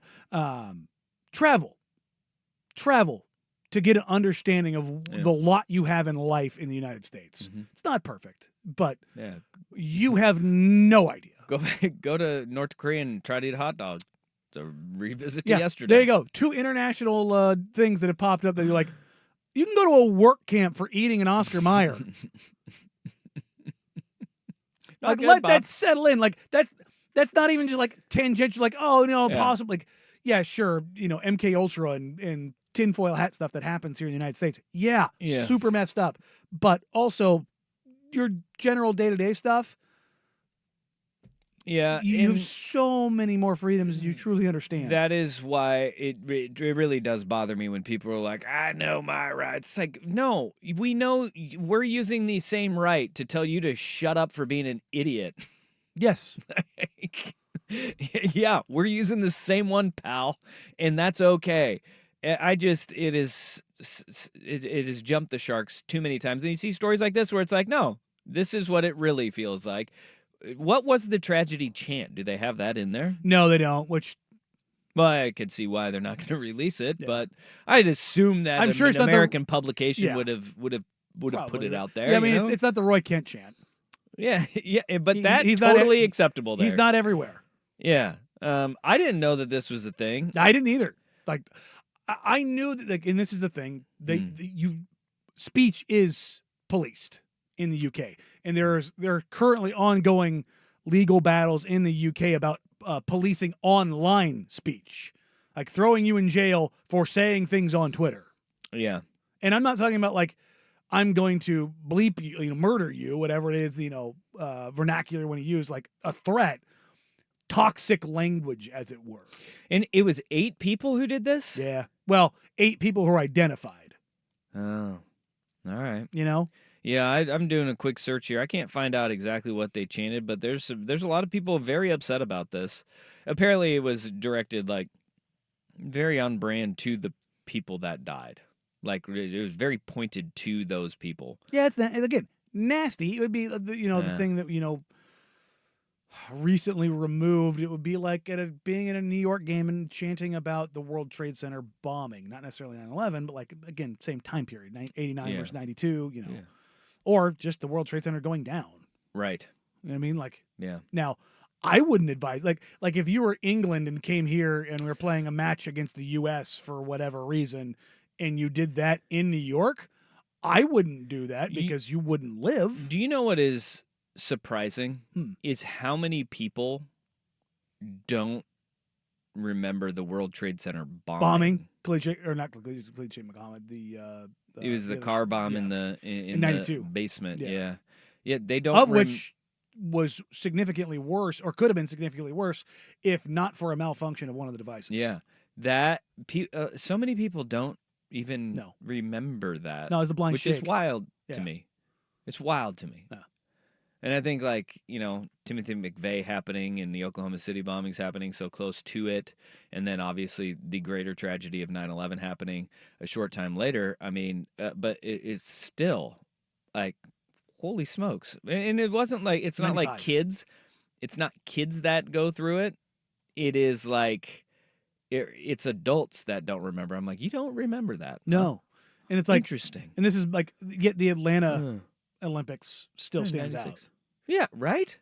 Which I guess it's more people eyes on the world at that point in time. Yeah, the O.J. Simpson noise. Well, and the whole story kind of surrounding it too, with the guy who was a hero, then he was accused of being the person who did it, and then they're like, sorry, no counties on that. Oops, sorry, was it Richard Jewell? Yeah, Richard Jewell. They got a movie about him. Yeah, the guy from that was Jeff Gillooly, right? No, the other guy. He was the bigger bodyguard guy. Oh, not that's Gillooly. right. Yeah, yeah. He's in Cobra Kai too. That dude looks exactly like the actual dude that was with Gillooly. Have you ever seen the side? Yeah. Oh, yeah. My God! I just thought they just cast that guy because he was perfectly creepy for the role. Mm-hmm. No, they did a side by side, and I was like, oh, that's him. Yeah, yeah, Stunning. Some of Portland's finest. But hey, if you listen to Brooke Olsendam, maybe Tanya is a better human than Nancy Kerrigan. What? Whoa! Oh. Wait! We can't just say things like Brooke Olsendam is propping up Tanya Harding over Nancy Kerrigan. She's here. very anti-Nancy Kerrigan. She was a young girl. I believe she said she was at the airport and she went to go get her autograph, and Nancy said no. She was stunned and snuffed away by Nancy Kerrigan. Mama Olsendam apparently wasn't too happy. No, that was the whole thing. And Nancy Kerrigan was not. She was not a nice person. She was not very kind to folks. But Tanya you really better. Tanya better. Nope. No. No. I remember when all that news broke too, because her apartment where she lived at was like blocks away from our house, our neighborhood, and yeah, there was news vans there all the time. Yeah. Right near the old Valley Plaza. Oh yeah. How'd you The feel old about ice that? arena. I mean, Were there a lot of lead pipes just laying around the neighborhood? only in the parking lot there. Yeah, I remember the $1.50 movie theater, Valley Theater, right there. Yeah. Yeah, I remember when that movie was when that theater was a first run movie theater. Yeah. Before it was the value joint. My dad, 86 Tanya Hardy from one of his bars. No kidding. Mhm. Wow, that's not surprising. Did she refuse to give someone an autograph? No. No. She accused them of stealing her purse when she forgot it there, and they put it behind the bar for her. And then she went off. He's like, no, you're not ever coming back. Yeah. Here's your purse. Get on out of here. Yeah, once you get your butt out of here. Yeah. Yeah. He 86'd her. He said, no more of your funny business. You're a little too crazy. See you later, bye. That's saying something coming from my dad. Fair enough. I like it. So yeah, I just saw this and I was like, this is interesting. Yeah. All right. Well, no, don't tragedy chant. Yeah, don't do it. especially in Europe because you'll get arrested. I did not know that was a thing either, but it is. Yeah. And is he in jail for a long time? I didn't see like what the. That seems like you get I think that's booked, catch and release, you get a Shame. fine. Yeah.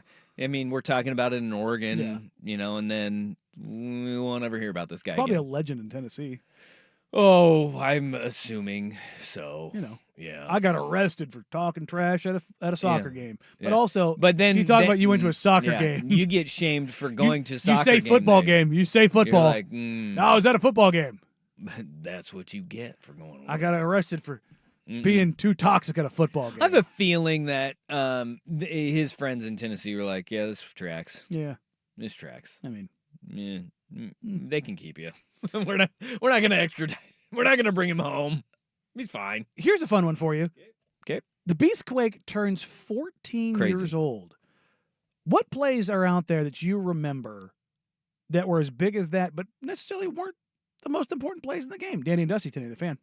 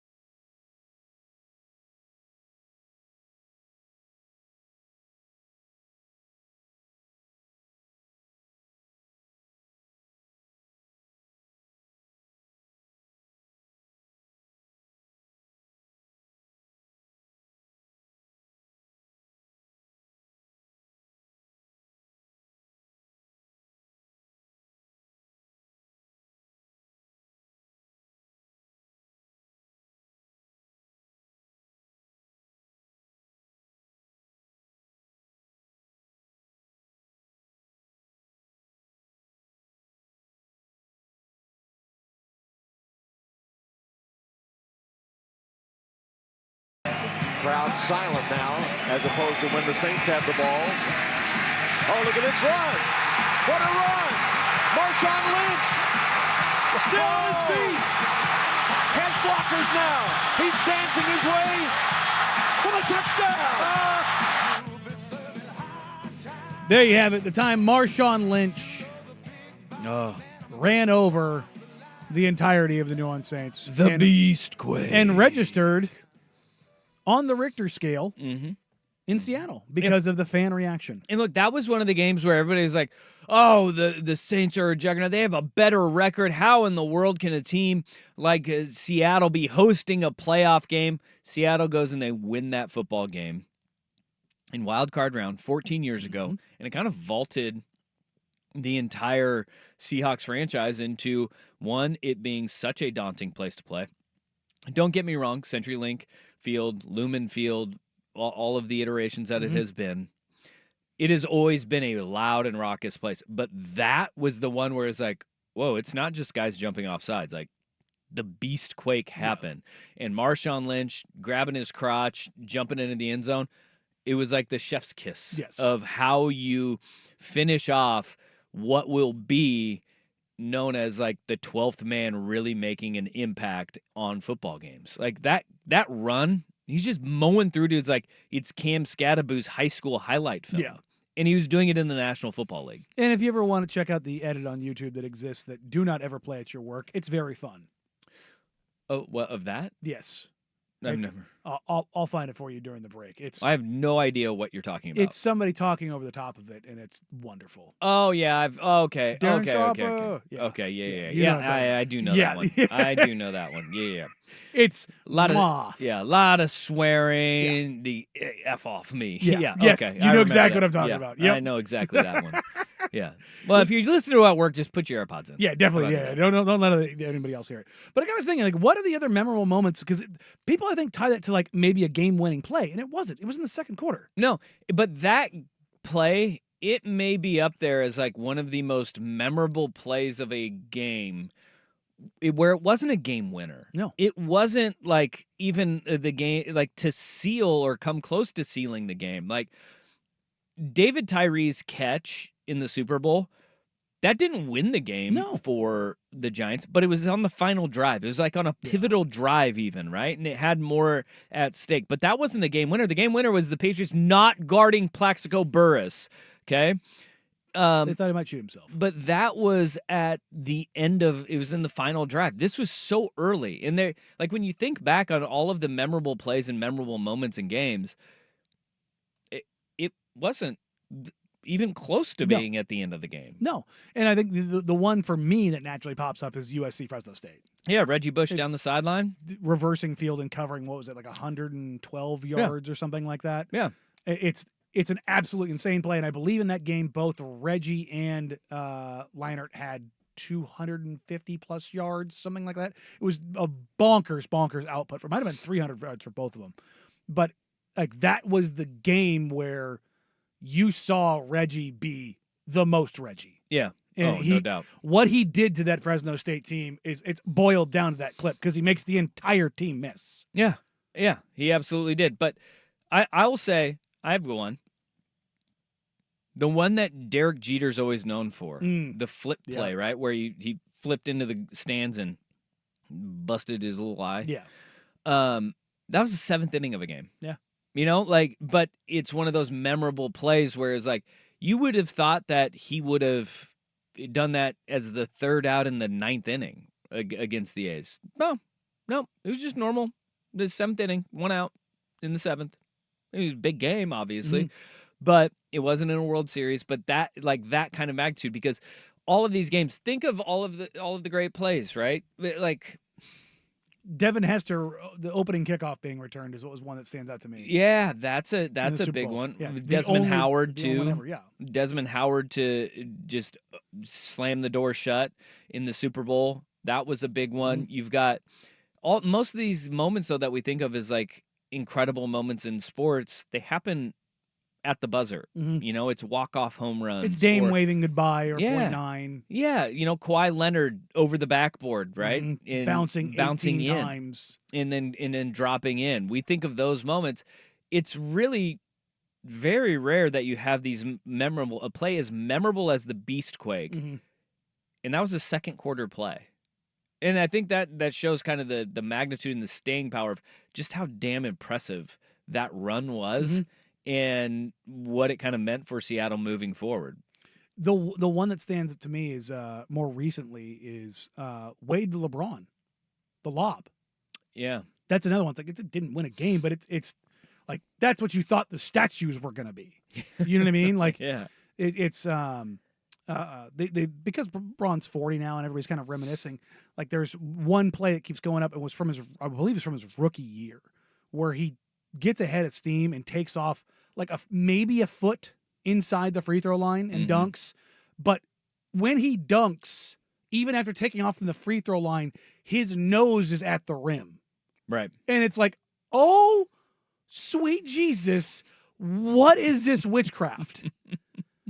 And it's like you start remembering like all of those moments that pop up. And like I think baseball's really good for these. Like you talk about the all-time home run calls and stuff like that. It's like Barry Bonds' home run. Like it's not a game winner. Oh, it was in the fourth. That one was in the fourth quarter. The Beastquake was in the fourth quarter. I thought it was the second quarter for some reason, but it was in the fourth quarter of the game. It's not the game winner. Wasn't that? No, it sealed the game. Yeah. It was a game sealer for them. Yeah, I think I put him up like 10 or something like that. Yeah. Yeah, but that's crazy to think of that play and where it stands in Seahawks lore. It's crazy. I love that run. I love Marshawn Lynch even more. And I hope his acting career takes off. Yeah, he's in is it Den of Thieves? Oh, I don't know. There's some new movie I just like Den of Thieves. What is that? Den of Thieves 2. Did you not see the That's a first Den of sequel. Thieves? Yeah. Ice Cube's kid and Gerard Butler. And who's the big dude that I don't want to give anything away. There's Pablo Schreiber. Yes, Pablo. Who yes, is, he's who the is main Liev Schreiber's, I believe, like little- half brother. I think little half brother, but Yeah. he's not little. He's huge. He's a big dude. But he's the protagonist, basically. My wife and in I the- always in the joke first around. one. We call him Bobby Donovan because of Ray Donovan. Yeah, no. Yeah. Den of Thieves is we're probably one dumb. of the best like action movie, like good action movies with a real plot in a long time. Like I loved it. Den of Thieves. Yeah. Mm-hmm. The second one's getting ready to come out. I just saw Marshawn was in a Is Crushed Ice in this one too? Yes. Yeah. Yeah, he's also in this. Why you gotta call him Crushed Ice? God, that's Ice Cube's kid. It's that's pretty good. I'm not gonna lie. Not gonna lie. Like you can call him Ice Pebbles, like he's Ice Pellets. Yeah, those are so good. That's the best kind of Ice Cube. Oh, the little rabbit turd ones. Yeah, so good. Yeah, Chick-fil-A. That you get like or Sonic. Yes. Why don't more places have that? I don't know, man. I think they have little like countertop ice makers that you can get for your home that make those. We should have those. Those should be more. Oh no, it's not Den of Thieves. I know. I remember just seeing this. Well, we're on a heater with movies today. Yeah, no. It's actually what's funny is you know what Love this is called? Story. This is called Love Hurts. Mm-hmm. No, the wife and I went to the theater and saw a movie the other day, and this preview came up, and it's got the guy that was what was it, Data in Goonies that had the big revival. He was in the movie that won all of the awards. Yes, the Korean film director. Oh God, Had Michelle Yeoh in it too. yes, you know exactly what I'm talking I know, about. yes. It was a one-word thing. Something, everything, all at once. Right? No, That is definitely Not not a word one. thing. That's not a one That's word. not one That's not word, a but- one It was word. not Parasite. No. It wasn't Parasite. That was a different. Asian Anyways, movie. he's come back to the realm of it. It's Mannequin. But anyways, Marshawn is a big part in this. Everything, Okay. everywhere, Yeah. all at once. Wasn't that it? Yeah. Okay. I believe. Yeah. But yeah, Marshawn's like One I guess run-on a sentence. relatively big part in this. So I was like, Sweet. oh, there you go. God bless him. I've heard he is. He was one of the best teammates too. He was the guy that you would always want, and that was not who he was in Buffalo either. By the way, it was he got to Seattle and he flipped the script and became Lightened an amazing teammate to everybody. People loved him up in Seattle. It's a good spot to be. On the roster. Yeah, dude, and stabilizing force in a locker room with a lot of egos going a bunch of different ways, and then you just have Marshawn Lynch rolling in, eating his Skittles, having a good time. Well, if you've got any All more, about that action. any more of those memories, those moments, send them in. 503-864-6326, the Vancouver Vortex line, and maybe we'll get back to those. Ooh, I got a little one. bit later. Philly Special. Ooh, that's a good one. The Philly Special was one where, like, I didn't win the game. He was just there. Yeah, it was just to kind of show we're going to do it. How about just a couple weeks ago? How about Jared Goff fake fumble? I wonder if that will live, because that deserves more credit. That than was it should. insane. Yeah. It was such an insane play. With everybody going, fumble! Might be the most disrespectful play I've ever seen. Yeah. But also, evil genius, Ben Johnson. Yeah. Love, because you don't know they had to practice that. You know, it's God wonderful. Mhm. All right, coming up, Portland Trailblazers are on the road taking on the New Orleans Pelicans for the fourth and final time of the season, mercilessly. Marshawn Lynch's cameo in Brooklyn Nine-Nine is amazing. Yes, it is. It was amazing. Fantastic. Yes, and. Quesadillas. Yes, and. Fantastic. Portland Trailblazers take on the New Orleans Pelicans tonight. Where do they stand on this road trip? What do they have coming up? And what can we expect from this team as we get closer to the trade deadline? Hour number 3, Danny and Dusty, Danny the Fan.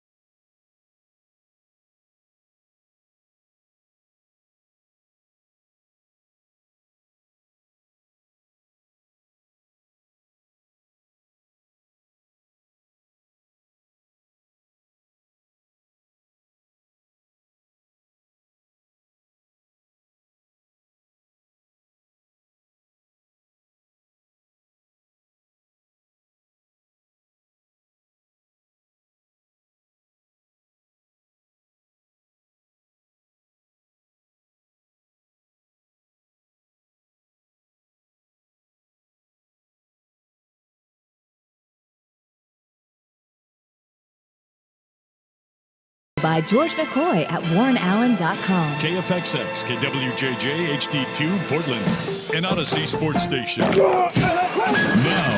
Now, from the Fan Sports Desk, a Sports Center update on 1080 The Fan. Jeff Rust with your Sports Center update. First on the Fan, Oregon linebacker Jeffrey Bassa announced he is declaring for the NFL draft. Also leaving Eugene are offensive lineman Marcus Harper II and edge rusher Jordan Birch. Meanwhile, linebacker Bryce Betcher announced last night he is returning for the 2025 season. ESPN's Jeremy Fallow and Dan Graziano report the Bears will interview former Seahawks head coach Pete Carroll tomorrow. Eagles head coach Nick Sirianni says Jalen Hurts returning to practice today. He entered the concussion protocol in a Week 16 loss to the Commanders. Lions offensive coordinator Ben Johnson scheduled to interview with the Raiders and Patriots on Friday and the Bears and Jaguars on Saturday. Meanwhile, in the association, the Trailblazers 1-2 on their current 5-game trip, stopping in New Orleans to face the Pelicans. Jeremy Grant, Matisse Thybulle, both out. Donovan Clingan, Denny Avdiat are game-time decisions. No Zion Williamson for the Pelicans. It's a 5 o'clock tip on K2 2.2 and Xfinity Channel 302. The Blazers are 1.5-point dogs. And ESPN Shams Charania reporting Magic forward Paolo Banchero could return in one of Orlando's back-to-back home games tomorrow or Friday. He's been out since October 30th with a torn oblique. Banchero was averaging 29 points, 8.8 rebounds, and 5.6 assists through the first 5 games of the season. More sports scores and stories in 30 minutes. I'm Jeff Rust at the Fan Sports Desk. Listen live or on demand on the Odyssey app, the Fan's desktop player, or tell your smart speaker to play 1080 The Fan. Do it every morning. Dirt and Spray. Weekdays 6 to 9 a.m. on Portland's Sports Leader. 1080 The Fan.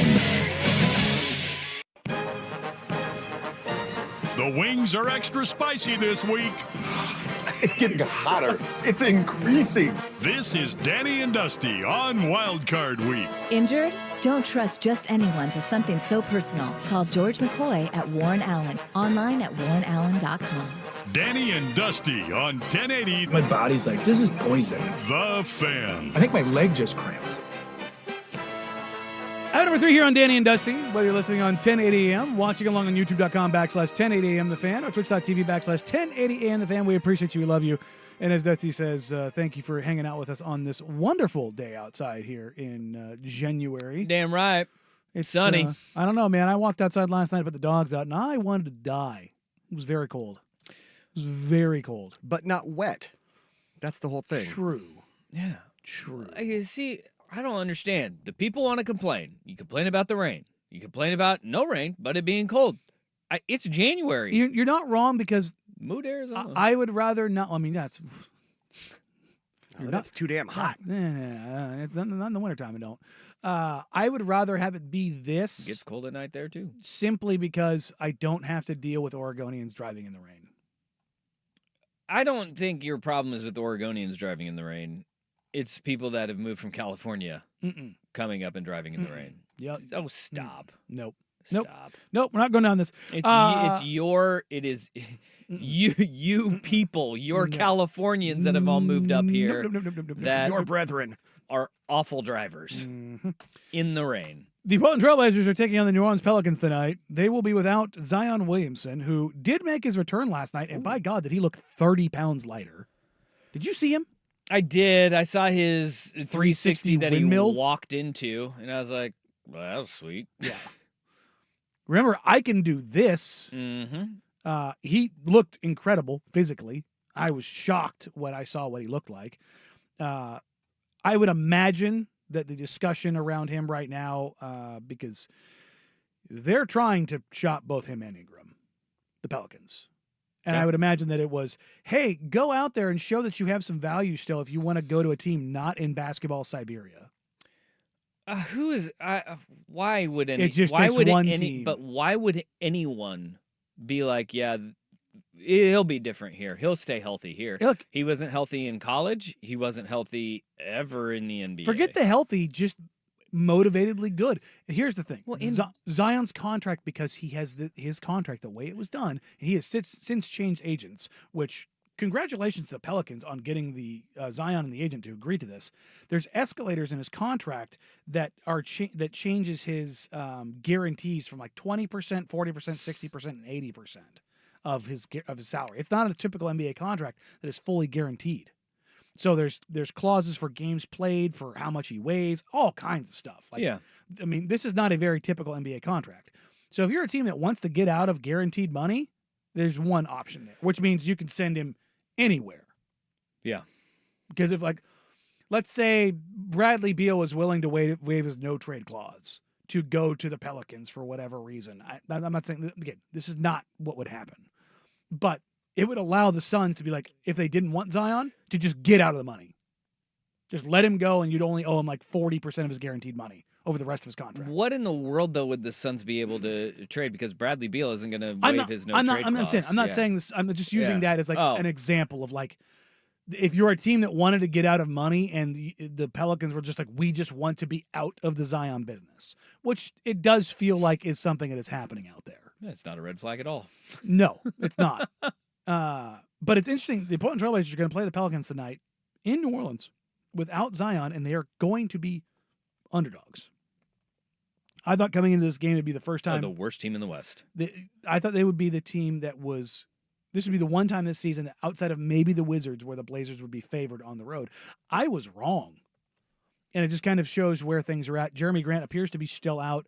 This is not a cooking the books situation for Jeremy Grant, as it were. He got smacked in the face hard about a week ago now. He is not in concussion protocol, but basically he got whiplash and it jacked up his neck. So he has a facial contusion, but he's still suffering from, like, he damn near got knocked out, but he's not in the concussion protocol and hasn't been heading that way. So Robert Williams has been getting DNPs, and that is not because of injuries, because the coaching staff has decided to go with one or the other and allow Klingon to play a little bit more. Ooh. Because the two big, they know Robert Williams III is good. Well, that makes it all so much more confusing as to why you would hang on to him near the trade deadline. Because there's the likelihood of all three centers being healthy at the same time is low. But why does it matter this year? Well, it doesn't. But if you're, if you're isn't talking that about, we have Duop Reith somewhere? Well, again, he's played 3 times this season. Again, well, if the game isn't winning, why? This was what people wanted. They want Donovan playing, blah, blah, blah. As it pertains to DeAndre, he's not going to get moved at the deadline. If he gets moved, it's going to be in the summer when his contract is on his final year. Like, that's what's going to happen. So if they are interested in keeping Robert Williams III, which even into the summer, because they have, and this is what I've heard from multiple executives in the league, the Blazers do have a high price on Robert Williams. Basically, if the Blazers have told everybody, if you want a guy who can be a real piece for you on a cheap price, like financially, it's going to cost you. Oh boy. So this is going to be, and I've said this, it was untangling the mess. It was getting contracts in order. Now everything with expiring deals and having this desperation. I understand that there's teams around the NBA that are trying to figure out the collective bargaining agreement, and they didn't think it was going to be this prohibitive. But if this is the corner that the Blazers have backed themselves into, it's not a good one, and it will be a failure if guys aren't moved either at the deadline or this offseason. I mean, and it has to happen because you can't move forward the way it is. It's going right to now. be a failure for probably 25 teams in the league. Well, but that doesn't make anything better here when every year has been kind of building up to, hey, we're positioning ourselves, we're positioning ourselves, and then you get nothing. That doesn't help anything. No, and that won't make anybody feel better that 25 other teams in the league are going through the same thing. My pushback there is that did they not move those assets for Denny Avdia?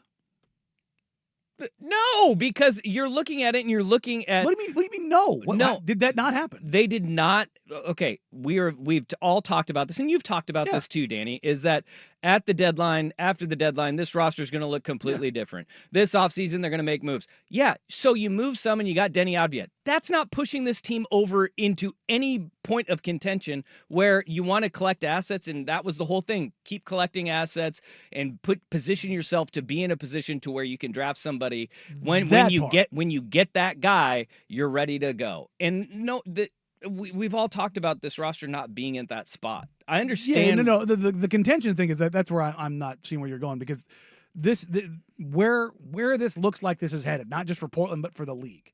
Anybody making more than $20 million, with the exception of Timothy Butler and whatever kind of comes out of that trade. Jimmy Butler. Wait, what? Yeah, he'd love it here. Oh God, he'd love the coffee. The coffee would be one thing he would love. He would do well here with that. But and this is basically from every GM I've talked to over the last 2 weeks, is that any contract over $20 million is just prohibitive across the board, in season in particular, because I thought it might go, and this was the thought I think at the beginning of the season from quite a few executives. You saw the Dallas Mavericks make those moves last year to go get Gafford in Washington, which they weren't the cheapest contracts, but they weren't the most expensive. Like they're around the Anthony Simons, a little bit less than Jeremy Grant, right? And with that, there was this idea that there would be teams that would be positioned to do the exact same thing this year. But a year into the new CBA, or a year further into the new CBA, all of a sudden, all these owners and GMs and presidents are looking at it and going, oh, crap. And everyone feels handcuffed. And from everyone that I've talked to, both on the basketball operations side and on the business side, has echoed the same thing. The second they can go in and reopen the CBA and change this, they're going to. So then does that mean, like, in all honesty, if you're looking at DeAndre Ayton, then would be here for next year as well, because not necessarily next year, into the summer. $35 million. Well, if $25 million contracts are or $20 million or over, he's going to be making 35. Yeah. And I don't know how many teams are going to be. It's an expiring deal. That's why I'm saying when you get into the next year, Jeremy Grant has got 2 more seasons and then an option on top of that one, which is a player option. Yeah, which he's going to opt which to. is 32, 34, and then 36 in the player option. And that seemed to be a guy that would be movable, desirable, somebody that would be a trade asset. And then Ant has got 1 more year. So, I mean, if it is an expiring asset, right, an expiring deal, are you getting much out of any of those ones if you have to hold on to either DeAndre Ayton or Ant? And those 3 are, by the way, the $20 million or more guys on the roster moving forward. And with those, the hope is when you get to those points that you can flip those in the same way that you did like a Malcolm Brogdon and find a young player that makes more sense for you going forward. And what I am saying is that, and I've been firm on this, I've been sitting back and saying, hey, I understand, we know what the plan has been, but everything has been, well, we have these assets and they're going to be movable. If they don't get moved, that is a failure of the plan. And even if it is that, well, nobody saw this coming in the CBA, it still doesn't make it any less. It's the same thing. It's the same thing that's happening with the Warriors. It's the same thing that's happening with the Bucks. It's the same thing that's happening with the Suns. It's like, well, 2 of those have rings, and that's a bigger difference there. But again, okay, take the crappy teams. The only one in there is the Wizards, and for all of this, Blazers fans like, we'd rather be the Wizards. No, you wouldn't. Stop. No, you would not. No, you wouldn't.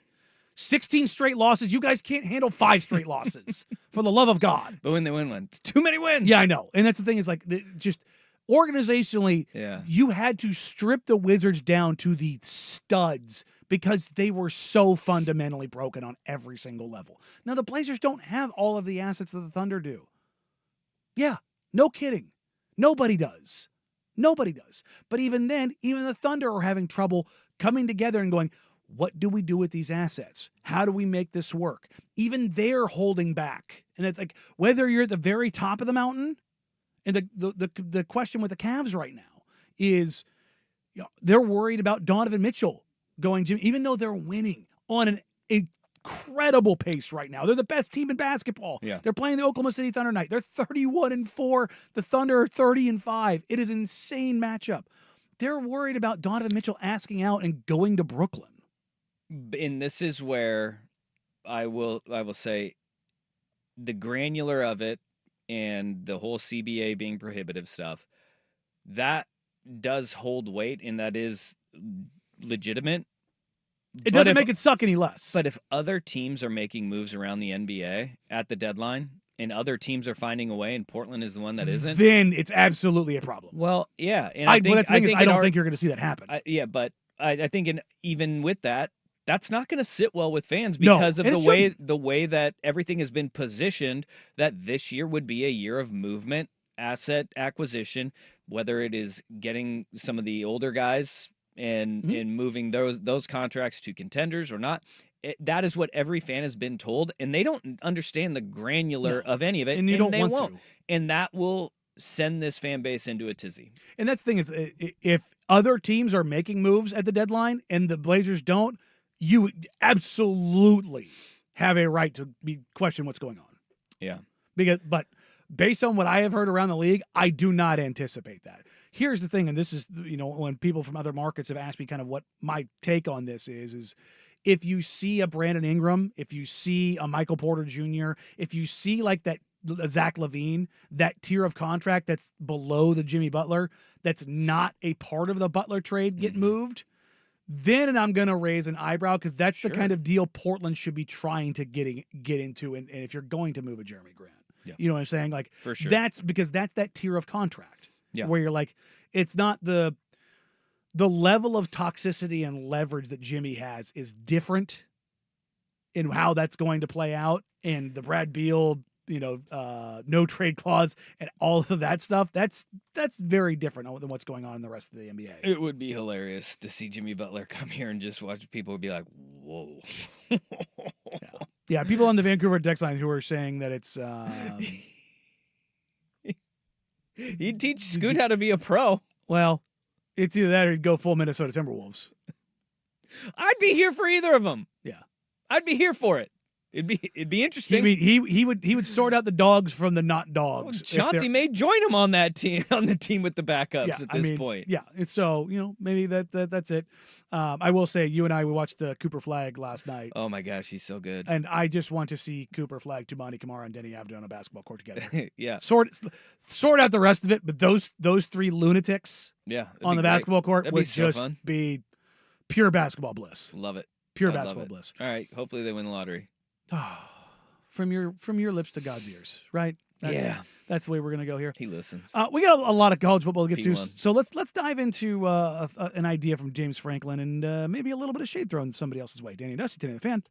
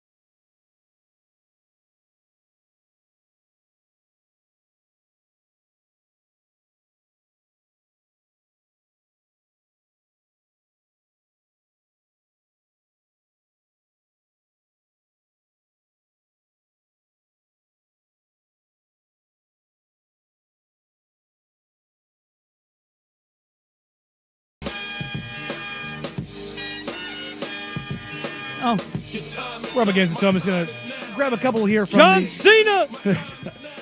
I thought you were going to go, the way you started that, I thought you were going to say Chauncey. John Cena sounded like Chauncey.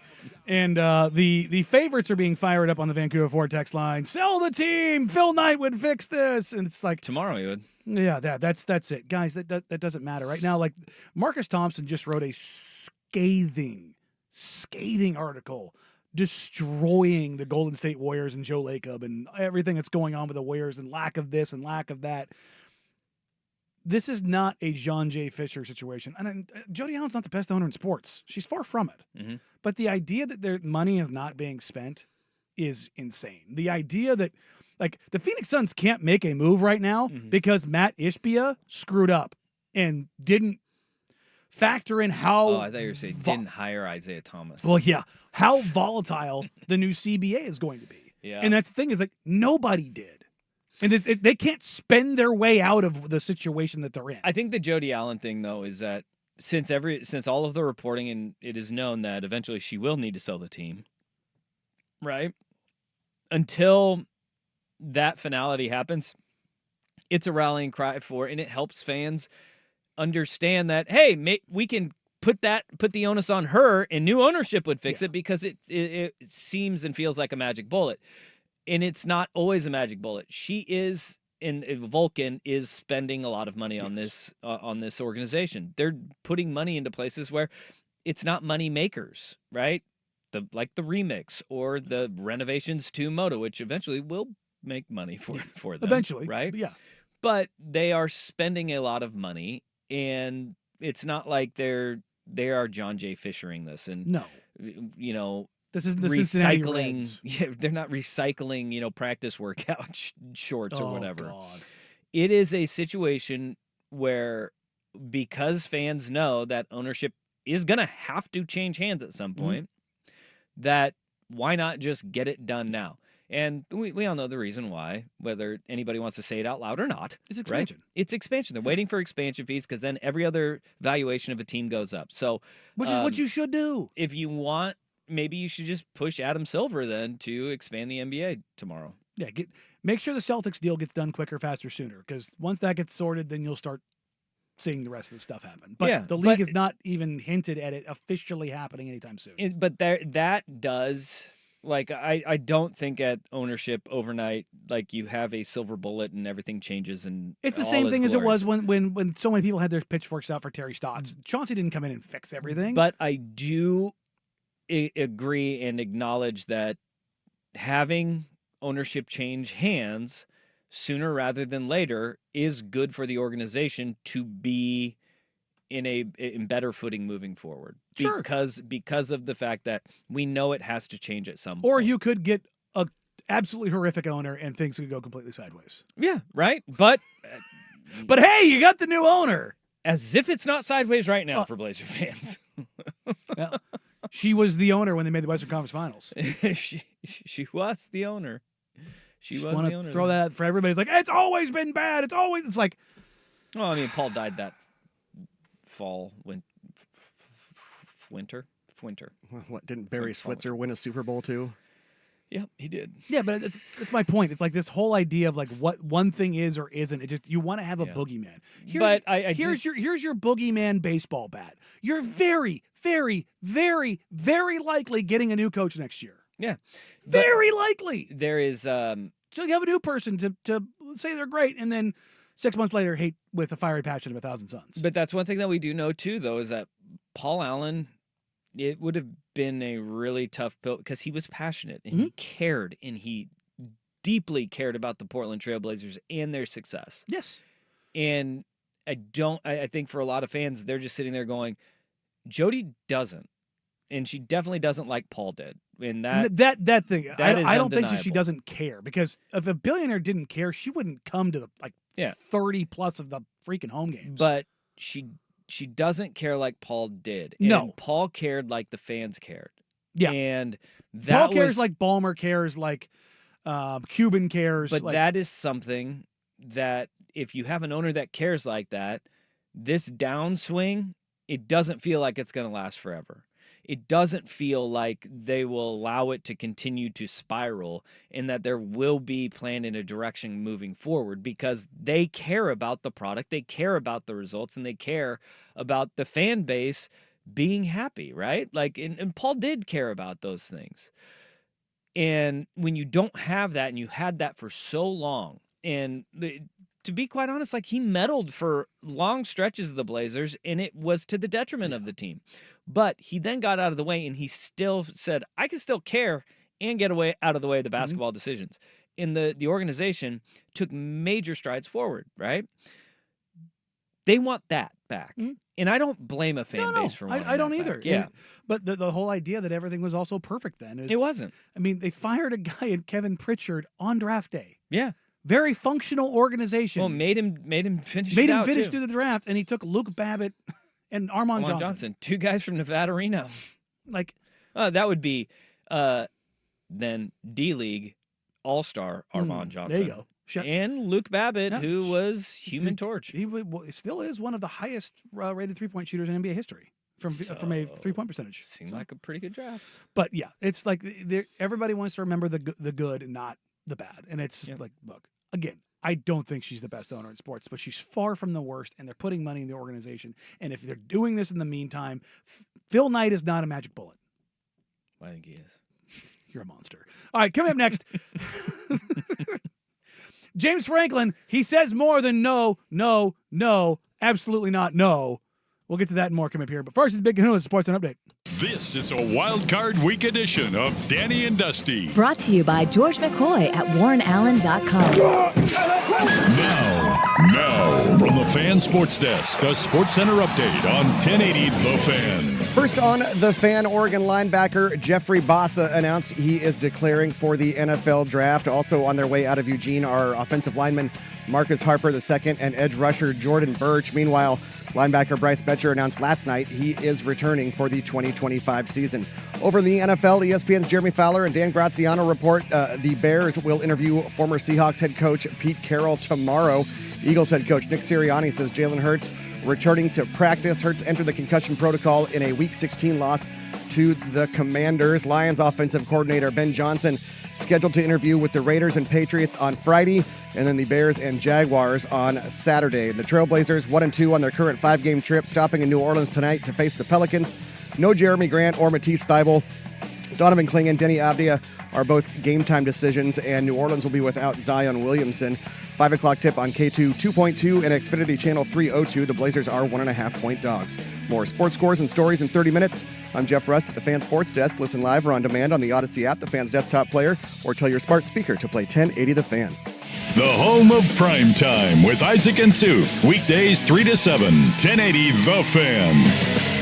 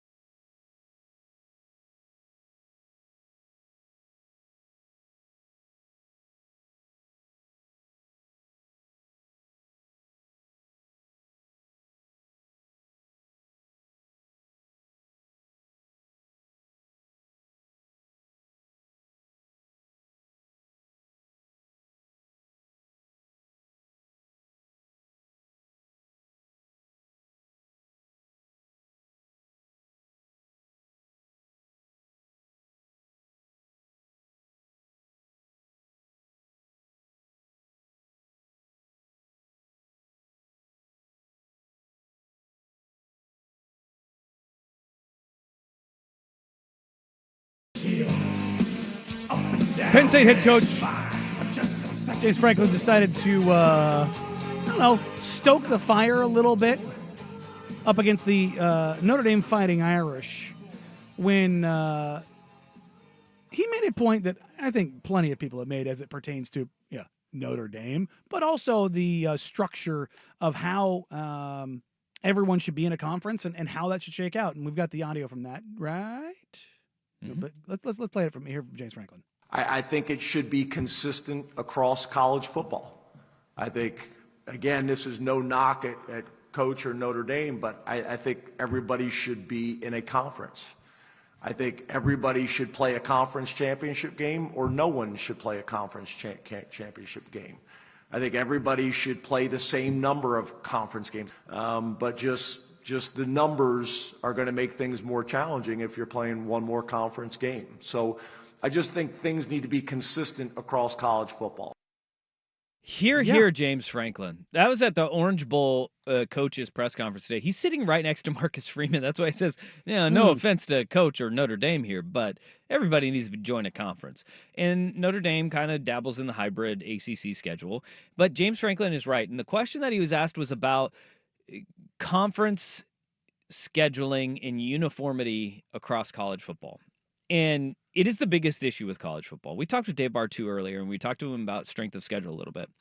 And he was saying, these non-conference games, you don't know. I've long said that what you need to do is you need to pair up the two of the major conferences every year. So Big Ten SEC 1 year, ACC Big 12 1 year. And you sort them out, and you go, all right, you've got home games are for, 1, 3, 5, 7, 9, 11, 13, 15, 17, 19. And the other team gets to pick who goes and plays that home team. That way you get like 1 versus 1s, 2 versus 2s, all the way down. And each conference gets to say, all right, if we're not going to have home field there, we know who we're sending that way. And then you get a fair gauge of what conferences look head to head, and that helps with conference scheduling all the way down. The uniformity. And we also need the same number of conference games, for God's sakes. The SEC playing 8, and one thing that Franklin said in that is that he was at Vanderbilt when the coaches were asked, hey, do you want to go and play 9 conference games? And none of them said yes. They all wanted to play 8 because it was an easier path. And they're non-conference. Yeah, you may have, and this is the thing with the SEC, and they're so smart about this, is that they have no problem backing out of a game if they think it'll look bad for a program or the greater good of the SEC in their scheduling, right? And so when they have their big boys go and they play a game against another major opponent, it's either Georgia playing Oregon in Atlanta or they know, no, Georgia's going to be really good this year. They have no problem if they're like, maybe down here we're going to back out of this one. Okay. It's sending LSU to Las Vegas to play USC. It was like, hey, we think LSU is going to be a damn good team this year, so we'll go to Vegas. It's not a home game, but not a home game for them either. And so they're very smart about that, but then they have 4 non-conference games. Very, very rarely are they 4 good opponents, or very rarely is it 2 good opponents. Say it's 1. You go look at those schedules, and you get a Citadel in there. You get a Tennessee Chattanooga. Well, then you'll get a Maction team, too. Like I love Maction. I'm a Maction degenerate, but the reality of it is, the SEC should mop the floor with them. The exceptions to that are like teams like, Florida, right? Where Florida will play Miami, and they're going to play Florida State. Right, that's a tough schedule. I mean, outside of Florida State being god awful this year, okay. I understand they have a insanely tough schedule, no matter what. Like it's a grind. They played Miami, Central Florida, Florida State, and then they had one layup with Samford. That was the toughest schedule in all of college football this year. Yeah, and every now and again they'll throw a team to the Wolves. Do you remember Alabama Mercer? I do. Texas A&M, New Mexico State. And they play them where you should be playing a 9th conference game. Yes. And when you have a conference as large as they are now, there's no reason why you shouldn't play 9 conference games. No reason whatsoever. But here we are. And that's the hardest part about college football right now. No uniformity. You have one team that is not even in a conference, Notre Dame. And will they ever get a first-round bye? Not with the way the format is right now. And they shouldn't. But I guarantee you they will be eligible for it moving forward after the way this year played out, where Arizona State and Boise State get first-round byes, and everybody's looking around like, why? I mean, Arizona State, Notre Dame was more worthy than those other ones. No, but Arizona State wasn't. They weren't, because the Big 12 wasn't very good this year. I'm saying as we saw during the game, yeah, they were. Yeah, they absolutely held their own, no doubt about it. But I don't think James Franklin is wrong in any way about that, because when you have most of the teams playing 9 and only one is playing, or most of the conferences are playing 9 conference games and only one of them's playing 8, it doesn't make sense. And it's not good for the sport. They need to have full wholesale changes, and that includes ripping up every contract of non-conference games that are scheduled out to 2032, for God's sakes. Rip those all up and say, we are going to start from scratch. We're going to start from scratch with the way we format the playoff. We're going to start from scratch with the way that our conferences play their games and how we schedule our non-conference games. At that point, college football will make a whole hell of a lot more of a sense. It's an interesting spot, and I can't wait to talk to Bartu about this in like 5 years. Yeah. Like once we kind of have a somewhat of a grasp and a hold on this 8-year transitionary period of, post-COVID, new bowls, realignment, everything that kind of came out of this, and to see if we are at that like 40-team Super League at that point in time. No doubt. It's going to be fun. All right, coming up next, we talked about it when we opened today's show, the Golf League. With Tiger and Rory. There was something that came out of that, I think. I found myself locked into it for 40 minutes. I wondered if you guys tuned in at all and what you saw coming out. We'll get to that here to wrap today's show here on Danny Dusty, Danny the Fan. Report on the Fan, the inside story on the Portland Trailblazers. Brought to you by Aztec Willie's Taqueria. The Portland Trailblazers do indeed take on the New Orleans Pelicans tonight. They are down to 1.5-point dogs, or 1-point dogs, depending on what book you use. The Pelicans will be without Zion Williamson after making his return last night to the Pelicans. The Blazers will be without Jeremy Grant, and Donovan Clingan has been added to the injury report for rest. That kind of goes into the thing we talked about with Robert Williams III and Donovan Clingan not finding easy ways to get on the floor in the two big lineups. So that's something to watch for tonight. The Trailblazers are on the first leg of a back-to-back tonight in New Orleans. Tomorrow against the Dallas Mavericks, we're very likely the Mavericks will be without both Luka Doncic and Kyrie Irving, but it was enough to beat the Los Angeles Lakers last night. You'll love to see it. This Trailblazers Report on the Fan is brought to you by Aztec Willie's Taqueria, the best place to go before and after games or any event. Check them out on the corner of Southeast 15 and Broadway or at AztecWillies.com. Aztec Willie's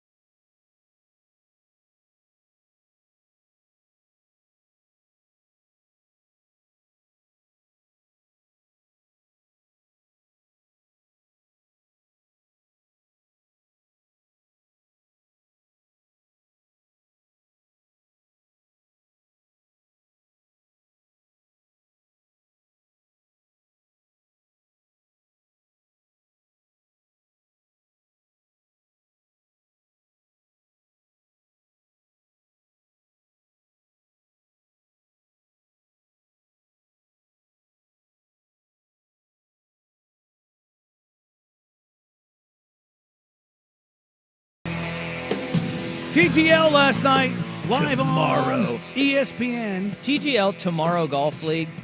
Tomorrow without any vowels, I don't like.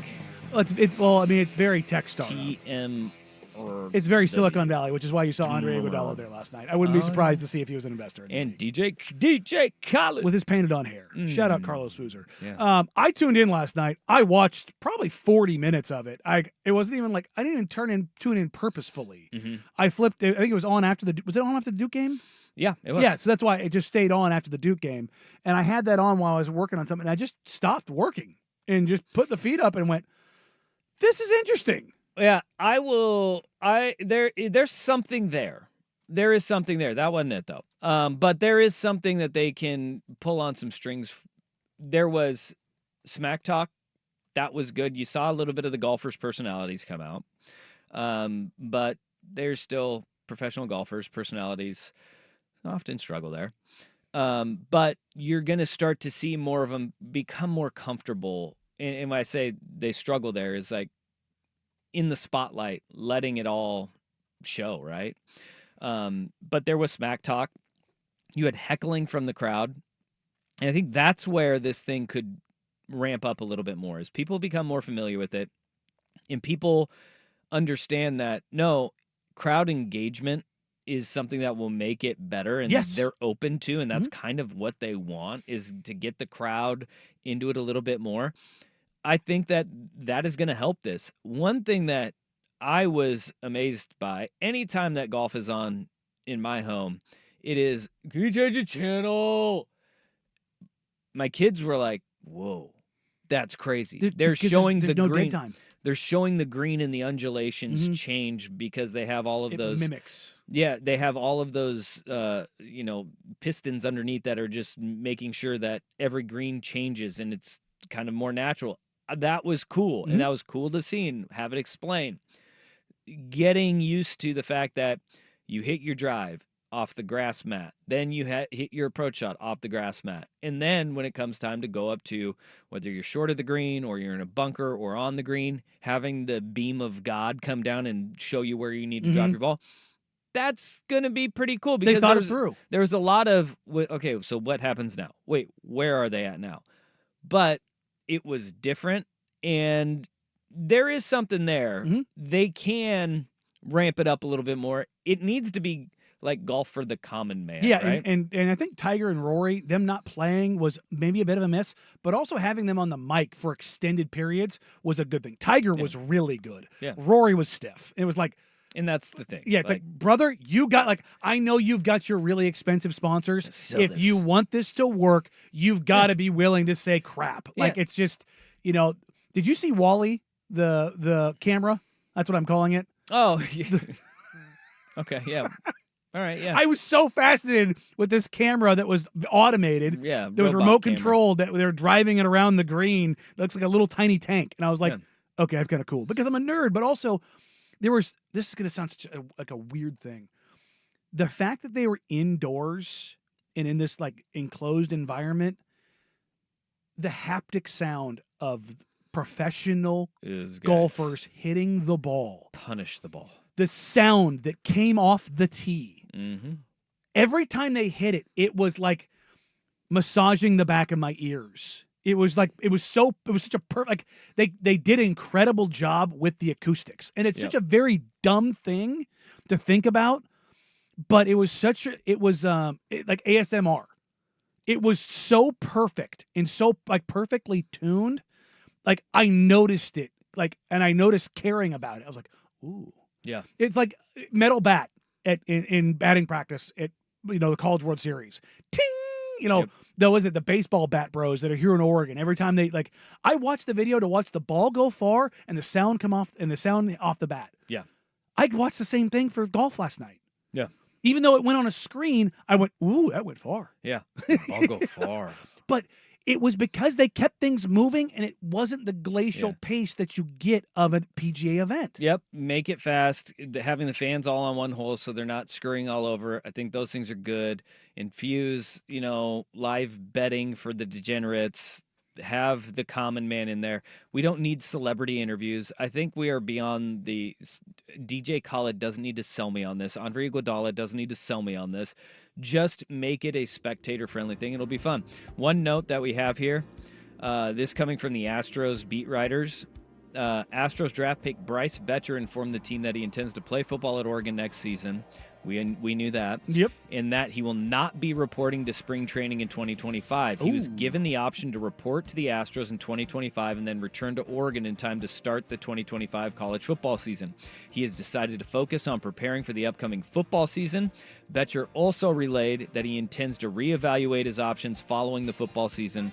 Those options include reporting to spring training in 2026. Hey! Betcher will not be doing the Dennis Dixon, going to play baseball and then football. He is all in Committed. on Oregon football. The Astros will still retain his rights, too.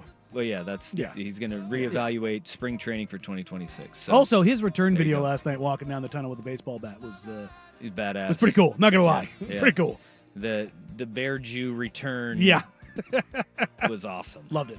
All right, we'll be back tomorrow from noon to 2:30 because Oregon Ducks basketball is right here on The Fan. Up next, 4 hours of power from their mouths to your ears. Prime time with Isaac and Suk right here on The Fan. Bye. Drowning in IRS debt? If you can't afford to pay your IRS debt due to economic hardship, you can now be free of IRS collection efforts by taking advantage of a special IRS tax hardship